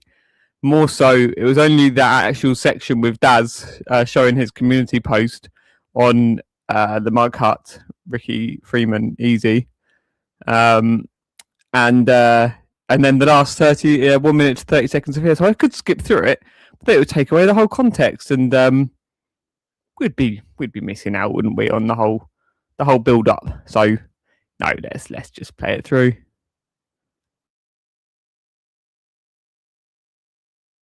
tonight as well. I've enjoyed it. Mm. And it's good that people can have different points of view and actually be respectful to each other and not. This was better as a panel than having all the chaos you had. Because everybody still was speaking and doing what they were doing, but having the points, but it was done in a way where it's engaging people as opposed to it being an absolute chaos, which is those in the system. That's what they want. They want chaos. Yeah, no, I can't have that no more. Can't have it no more. No, it's not. You can go to the edges with this stuff, but you can do it constructively. That's what was good about tonight. And I can kind of see energy with that. You tried to say this is why I kind of behaved myself. If you notice, I was kind of go on one today. If you noticed, I didn't go on one today. I left it a bit more. I thought just let it go as it needed to go. So yeah, but it was good, man. I enjoyed it. It was fun. Yeah, everybody come on and did the pieces tonight, and I enjoyed that. Even though you having a bind up with Banks 6 times. Banks is funny, man. He was having a bit of a troller tonight. But yeah, Banksy don't mean it in a harmful way. But what you've got to understand is that when you've got one person on here who's got a different point of view, and that was Danny at the time, it can seem like you're having a dig when actually all you're doing is having a conversation. And I'd rather not do that. I've got too much respect for Danny to make him feel like, yeah, we're laughing at him, because I'm not like Danny's got a brilliant brain on him, you know. People undervalue that man. I'm telling you. They undervalue him because he's quite often right. A bit like you're quite often right as well. People don't see it until it's happened. So, you know. But yeah, I enjoyed it. How are you and Hector, by the way? I didn't get a chance to speak to you properly because it was all going off, and I'm just like, okay, we'll just jump in. We're really well. That holiday looked cool, by the way. You was on. Oh, it was brilliant. It was just what we needed. It was beautiful. It really was. It was beautiful. Time away in a country that still sort of like celebrates properly. It was just nice. And even though it wasn't fucking scorching heat, because obviously the time of year, it was so much more warmer than the UK. Yeah. Yeah. You look like you were enjoying yourself. But I was like, yeah, that's really good. She's doing her thing. I was like, I think you did a couple of streams when you were out there. That it was just nice to kind of just. I know you kind of like you do get yourself away at times, and just you have the capacity just to, you know, I'm going to switch off and just enjoy myself. And I think that's really important. You know, all stuff you've been through, all things that go on, you know how to kind of just switch off. And I think that's what I often do. You know, sometimes I'll go quietly and I'll just go away, do my own thing, know what's going on. Might not say too much, but I know what's going on. And then, you know, I'll come back and give my 2 pence worth like I did tonight. Yeah, I'm a very strange person, Del, because I often sit there and wonder about, everybody does it anyway, wonders about their ancestors, but I do like those quiet moments looking out to the sea and thinking, I mean, I love nature. Why do I love the sea so much? Because I do. I absolutely adore the sea. Why do I love the coast and the sea so much? Was I, you know, like the ancient sea peoples, are they within me? What is it? What is it that attracts me? Why do I just love because I can sit. A lot of people don't understand why I love the job as a traffic warden. Shall I tell you what the secret is? You were your own boss and you could walk where you wanted, and it was nature all day, every day. Yeah. It was the days were never the same because it was different people that you met and dealt with every day. But every now and again, you could just sit down and just listen to nature. You go and find. I knew where all the quiet spots were, all the parks were. Yeah. You know. The weather, you got to see the environment. Roy's saying I was a dolphin. More like a wow. I was a wow. Yeah. I've lost 3 stone as well, Del. I'm doing well when I. Yeah, it's good. It's about health as well. For the people don't realise that, but it's important. It took me a year, so it's probably going to take me another fucking good 8 months to lose another fucking couple of stone. I want to get another couple of stone off, and then I'll be happy. Maybe I was a mermaid in a previous life. No, but you know, I've got a theory to do with mermaids and the Anunnaki. But do you know what the mermaids are? Just beyond the ice walls, and there is a land where they are. But people think we're going crazy, but let's not go there. But yes, they are those people that live within the aquatic beings who live within the water, just beyond the ice walls. There is a. I do. So you're not going crazy. I'll tell you that much. But go on. I do wonder, Dale, if white people, that's where they came from, the sea and mermaids. I'm not even joking. I do wonder. If one day in the future they'll find out that that's true, that maybe there were peoples that lived under. That's why their skin is so white, because they weren't out in the sunlight.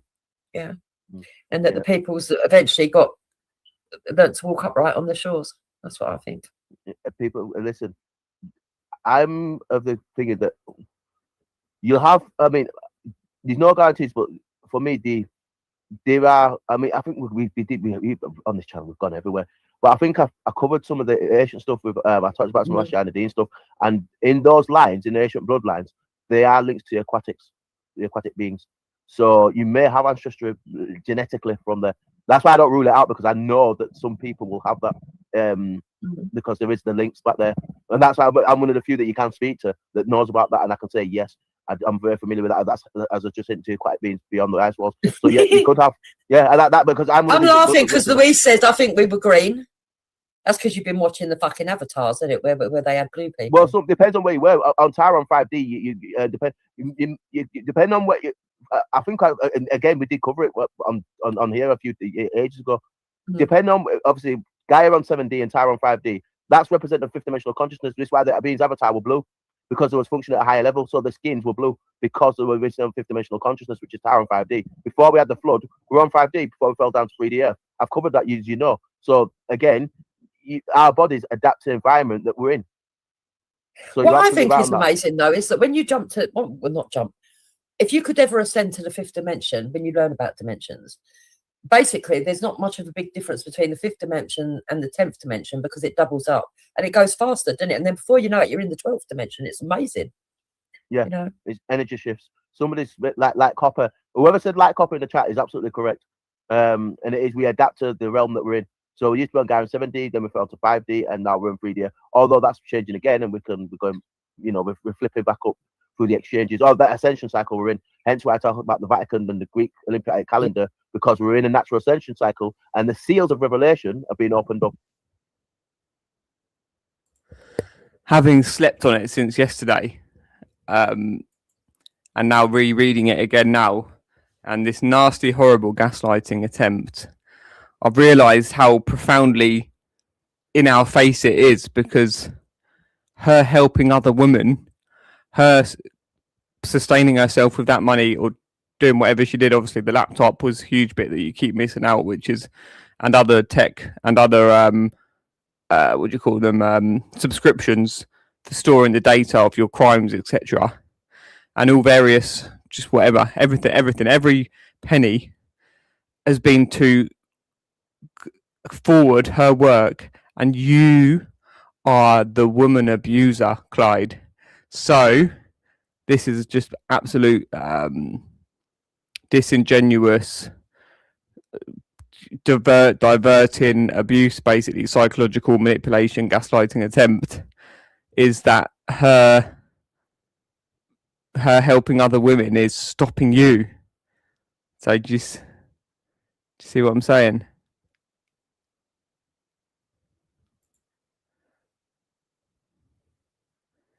So did you listen to what I just said, though, Clyde? Everything, whatever she spent it on of herself, she is helping other women by being alive, by staying alive to stop you.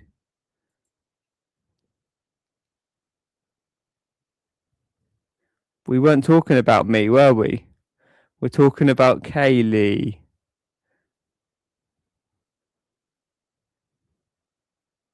And obviously you haven't anyway, so you are just so sick. You just keep cementing your fucking fate, mate, and your relentless, remorseless unwillingness to do the right thing. Oh my God, this is just flapping upon deranged, pathetic attempts of trying to psychologically manipulate us. Are you just taking, is this a joke now? Are you actually trying to be serious? So you don't abuse women. You've done more to help women, you'd never abuse, blah, blah, blah, blah, blah.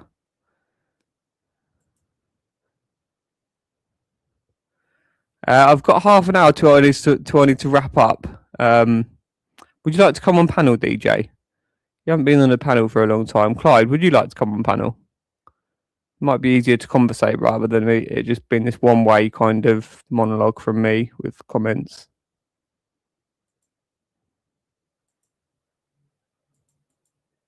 Have you got a microphone? What's your technology status? Oh, you think I'm going to clip you, don't you? You think we're going to maliciously clip you?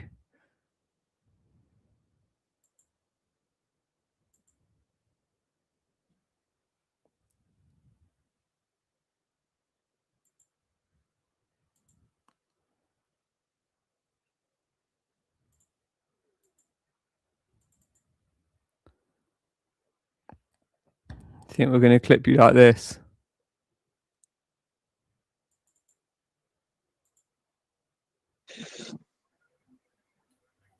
Right, leave Helen alone now, Katie. Go away. Go and do your own live stream. Stop using Easy's fucking side chat. Yeah, I don't want to get involved with any fucking hoaxed or anything. Yeah, just stop it now. Yeah. Wow, chocolate raisins, yes. I've just had fruit and nut. Or yeah, just stop using Easy's fucking side chat. Yeah, I don't want to get involved with any fucking hoaxed or anything. Just stop it now. Yeah. Wow, chocolate raisins, yes. I've just had fruit and nut. Oh, nice. Oh, I love that as well. Yeah, the dairy milk fruit and nut. Lovely. Yeah, Easy, you come in the other night and said about a chocolate bar. You know when you've done the chocolate bar thing? Oh, yeah. It was a new was it Cadbury's Biscoff? Oh, yeah. Yeah.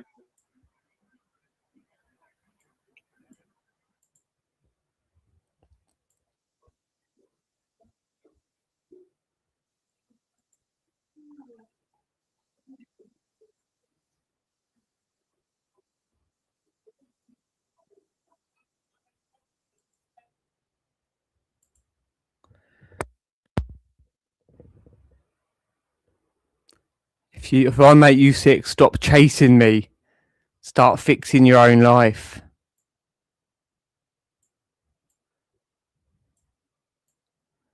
Kaley's beautifully diligent, careful response. And another one just to elaborate on to clarify the full pathetic, abusive. Just this is just classic.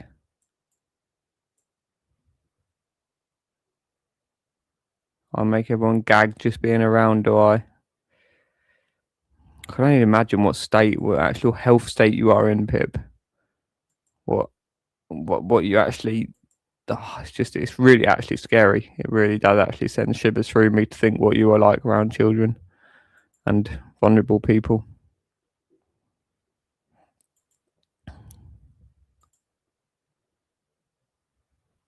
Oh shit.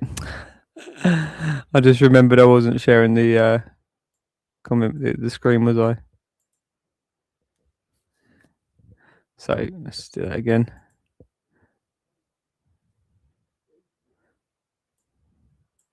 If I make you sick, stop chasing me.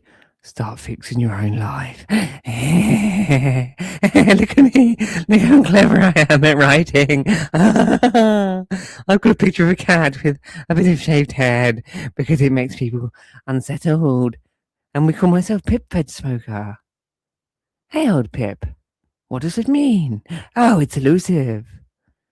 Because we are the gang of trolls. Okay, that was a bit weird, Jake, but that's the realm we're in at the moment.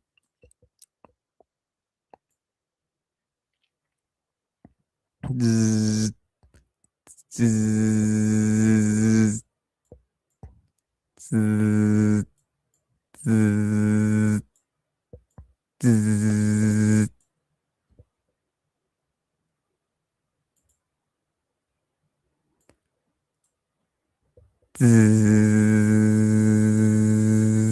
Jake's in court. Look at this desperation.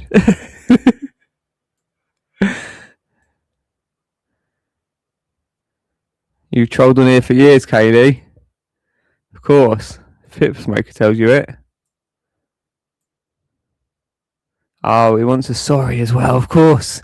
Of course, Pip wants a sorry.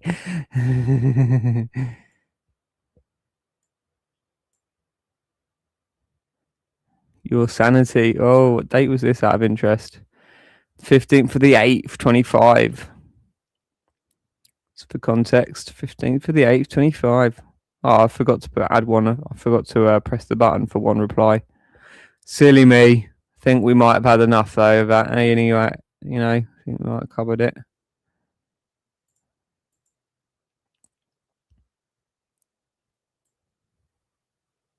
Oh look, MK Ultra 666 uses a cat with a weird hat. I forgot about that. It's funny how that's on the same page, isn't it? Womp womp. Womp womp. Womp womp. Womp womp. Womp womp womp womp womp womp. Womp womp womp womp womp womp womp. DJ Jungle Darkside only likes his drum and bass techno harder, faster, and unhappy. Are you really that unhappy, DJ Darkside? Do you really just need to come on here and tell everybody about your drug use and about unfortunate women that you pay to have sex with, etc., if that is true, and it's not just a diversion from your paedophile addiction? Child abuse. It is child abuse. How do you justify it to yourself? How do you justify it to yourselves? Do you have no conscience? Do you have no conscience, lads? Have you put your conscience in the deep freeze like the banker Ronald Bernard was told by I'm going to find that actually just while I play the rest of this. Oh, let's not play it without covering the screen. Silly. We're in the second seal at the moment, and we'll be at the fifth seal by 2040. So there's a natural energetic shift within the realm. That's what Free Atlas represents. It's more of an energetic shift, which is happening over a period of up to 2040, which we did cover at one point. We talked about with the I showed that Jason Arcade with the Olympic stuff and the vapor canopy. He's showing an element of that when he shows that blue in that thingy. That's the vapor canopy is representing that fifth dimensional level. It's like that's what blue represents in your throat chakra. It's 5D upwards. Yeah. But it's that consciousness swing. So yeah. There's an element of that that's coming. So yeah. That's Stoicistic Buddha, don't you dare sit there laughing at me, because my mind, I am more open-minded than people give me credit for, to be fair. You've always been like that. And there's many different things that I understand that people wouldn't understand that I understand. And I find that when people sit there and laugh, it's only because you're not on the same level. It's having flashbacks of archaic strings again. Okay. Oh dear. Oh, it's in the chat. Okay. Yeah. He's only laughing. He's not a bad person. No, I just you just put the chat. You just highlighted this comment now. That's yeah. Roy says he could spend an evening with this. Have you dropped your link, Roy, so that he knows what your channel is? I've seen Roy. It's one of those auditors. He does like what AY does. He's got a channel on YouTube. Yeah, but sometimes he sits in the pub and he allows people to go up and speak to him, and he should allow you to go up and speak to him. You know, or when you do an open panel, Roy, have him on, or have a panel with just you and him if you want to talk about stuff like that. You know, but, you can always come back here again another day, Roy. I'm sure Dale will be back another day. He said, Jerry, definitely have you on. I mean, I have to speak to you privately, but I can do that. You haven't. I've still got contact for you, and you've not changed, have you? No.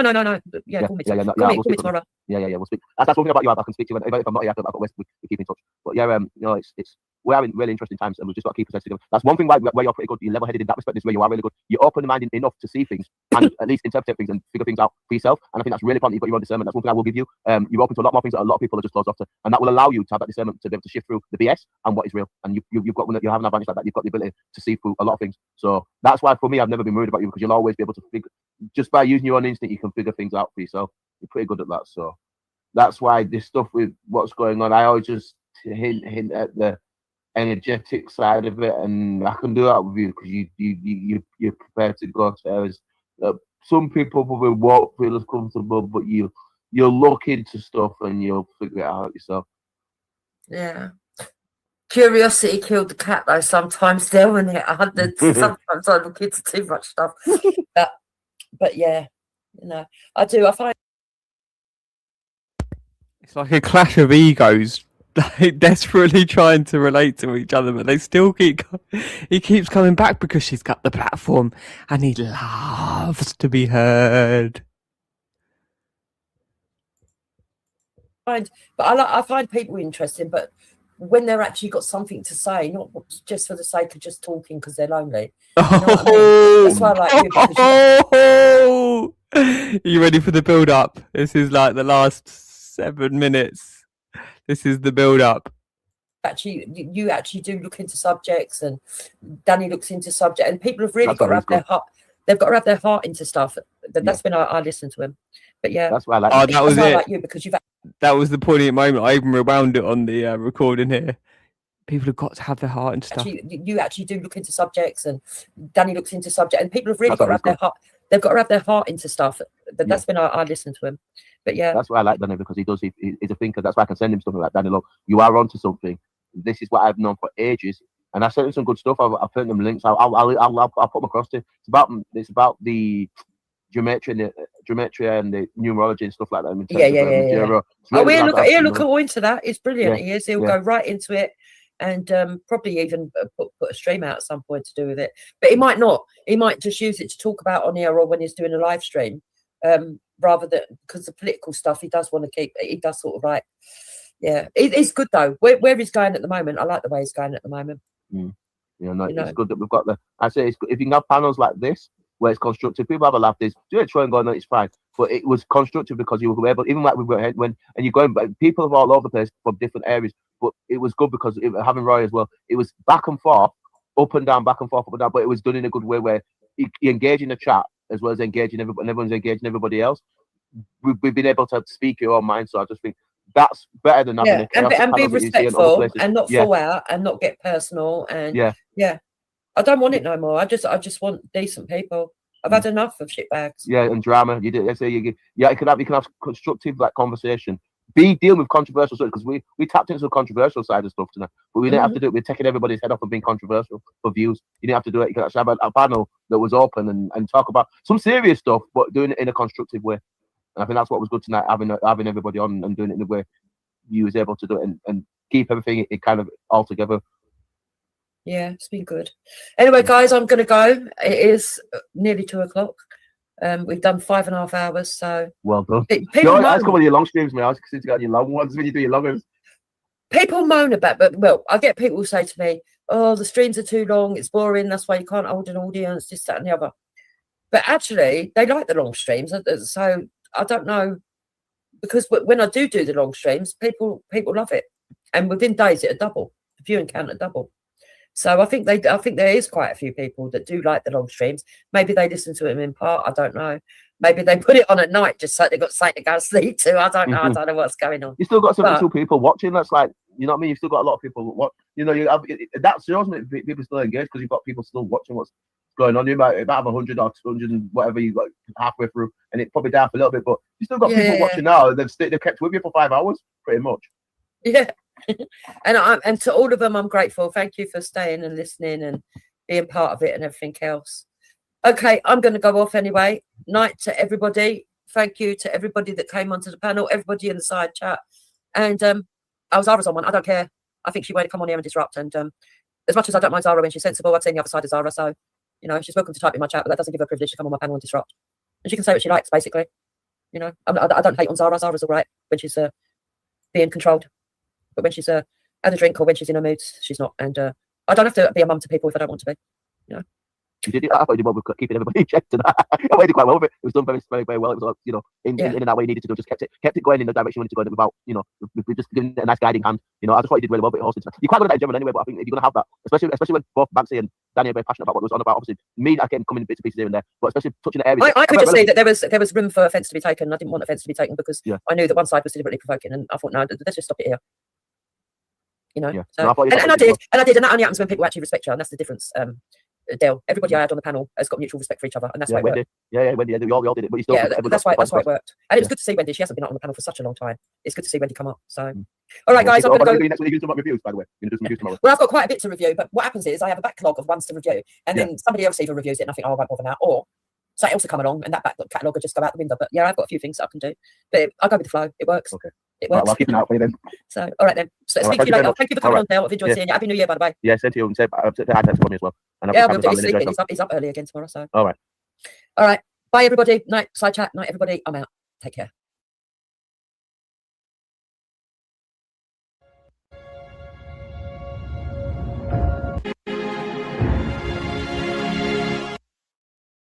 Breaking point.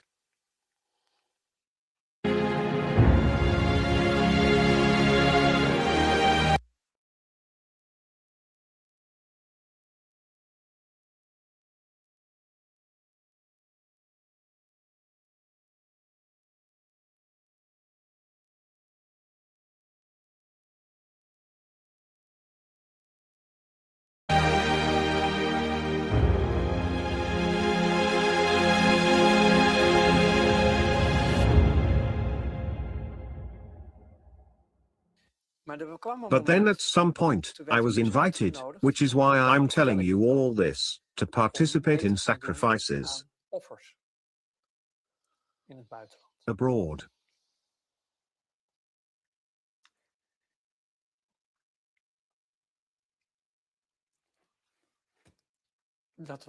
That was the breaking point. Children. You were asked to do that? Yes. And I couldn't do that.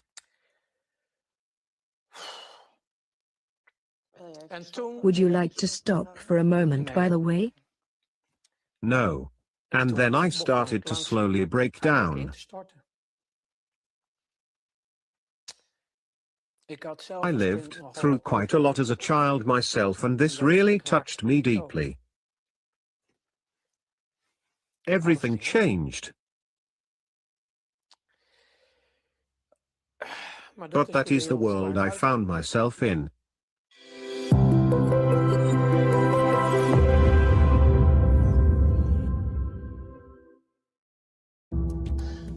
Ronald, you have a very strong background in the financial sector, asset management, deposit trading. As far as I understood, can you tell us something about your experiences? For how long did you work there? Well, my experiences are more complicated than what you mentioned just now. Actually, I have been an entrepreneur my entire life. Independence being the key component to me. I have once tried being an employee, but that didn't work out. Being an entrepreneur, I have seen many sectors, amongst which I have experienced the financial world. All my other companies as an entrepreneur, like my own fashion line for ladies, car dealership and also import-export, had me involved to such an extent with building up my own fortune. It inherently. So the broker said, in that case, stop what you are doing now, stop with all those companies and just start dealing money, go into the financial world. And that is the beginning of that situation that is connected to your original question. The broker had a place in the exchange market and he dealt in currencies, deposits, so trade minus 18 degrees, but on minus 100 degrees, then don't, and asked a 10% commission which I paid him.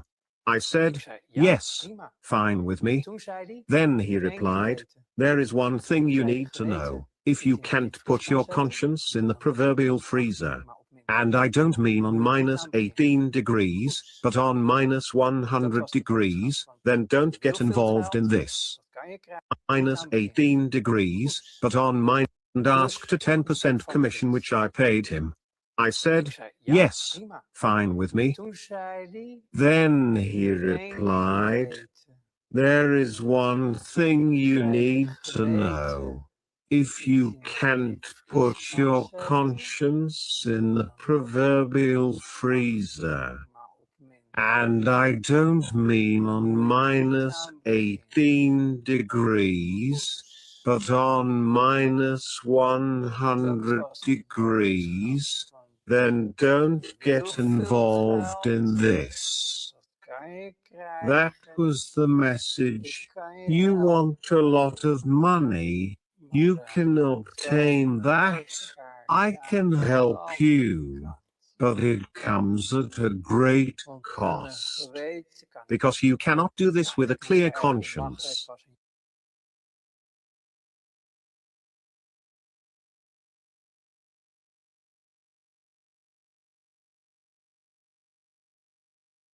So putting your conscience in the freezer was fitting in as a starting point?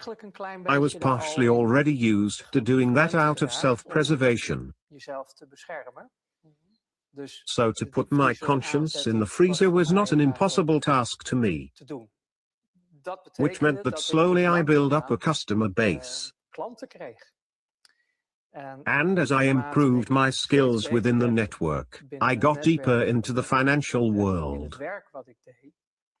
kwam ik ook steeds dieper, zeg maar, in die financiële wereld terecht. En dan And then it turns out the world is really small, and you keep noticing that. Even when I was still working in import-export, dealing in grain and such, you notice it is just a small circle. And if we talk about the hardcore circle in the financial world, I don't mean Miss Jean at the bank, but the big global flows of money which you use for trading. And many banks who do the currency exchange get certain assignments from clients, which they can't get away with easily. Then the need arises for people like me, who were the straw men where big money flows are involved. We used certain financial constructions, international legislation, to move money in such a way, making everything okay. Play by your own rules. So what is going on there is to make sure that nobody can trace you, apart from the elite themselves. No investments with the money. People. All that money has to go somewhere. Everything has to be financed. Trading in drugs or weapons or, for that matter, people. Lots of emotions, and with my conscience not being in the freezer, it touches me deeply. Yes, I feel the same way. Maybe I should have. Or not. No, in hindsight, it was for the best, and I'm happy to still be alive.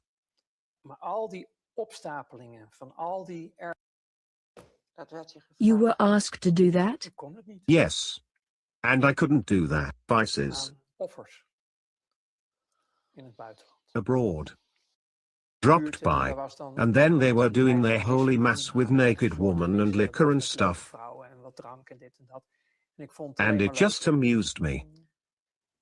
I didn't believe in any of this stuff, and was far from convinced if any of this was real. It was just a spectacle to you. Yes. In my opinion, the darkness and evil is within the people themselves. I didn't make the connection yet. So I was a guest in those circles, and it amused me greatly to see all those named women and the other things.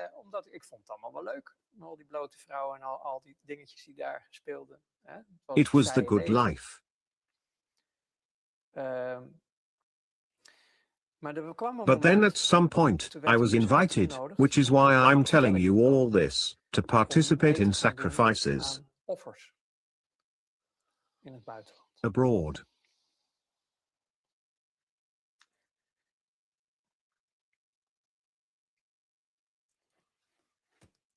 That was the breaking point. Children.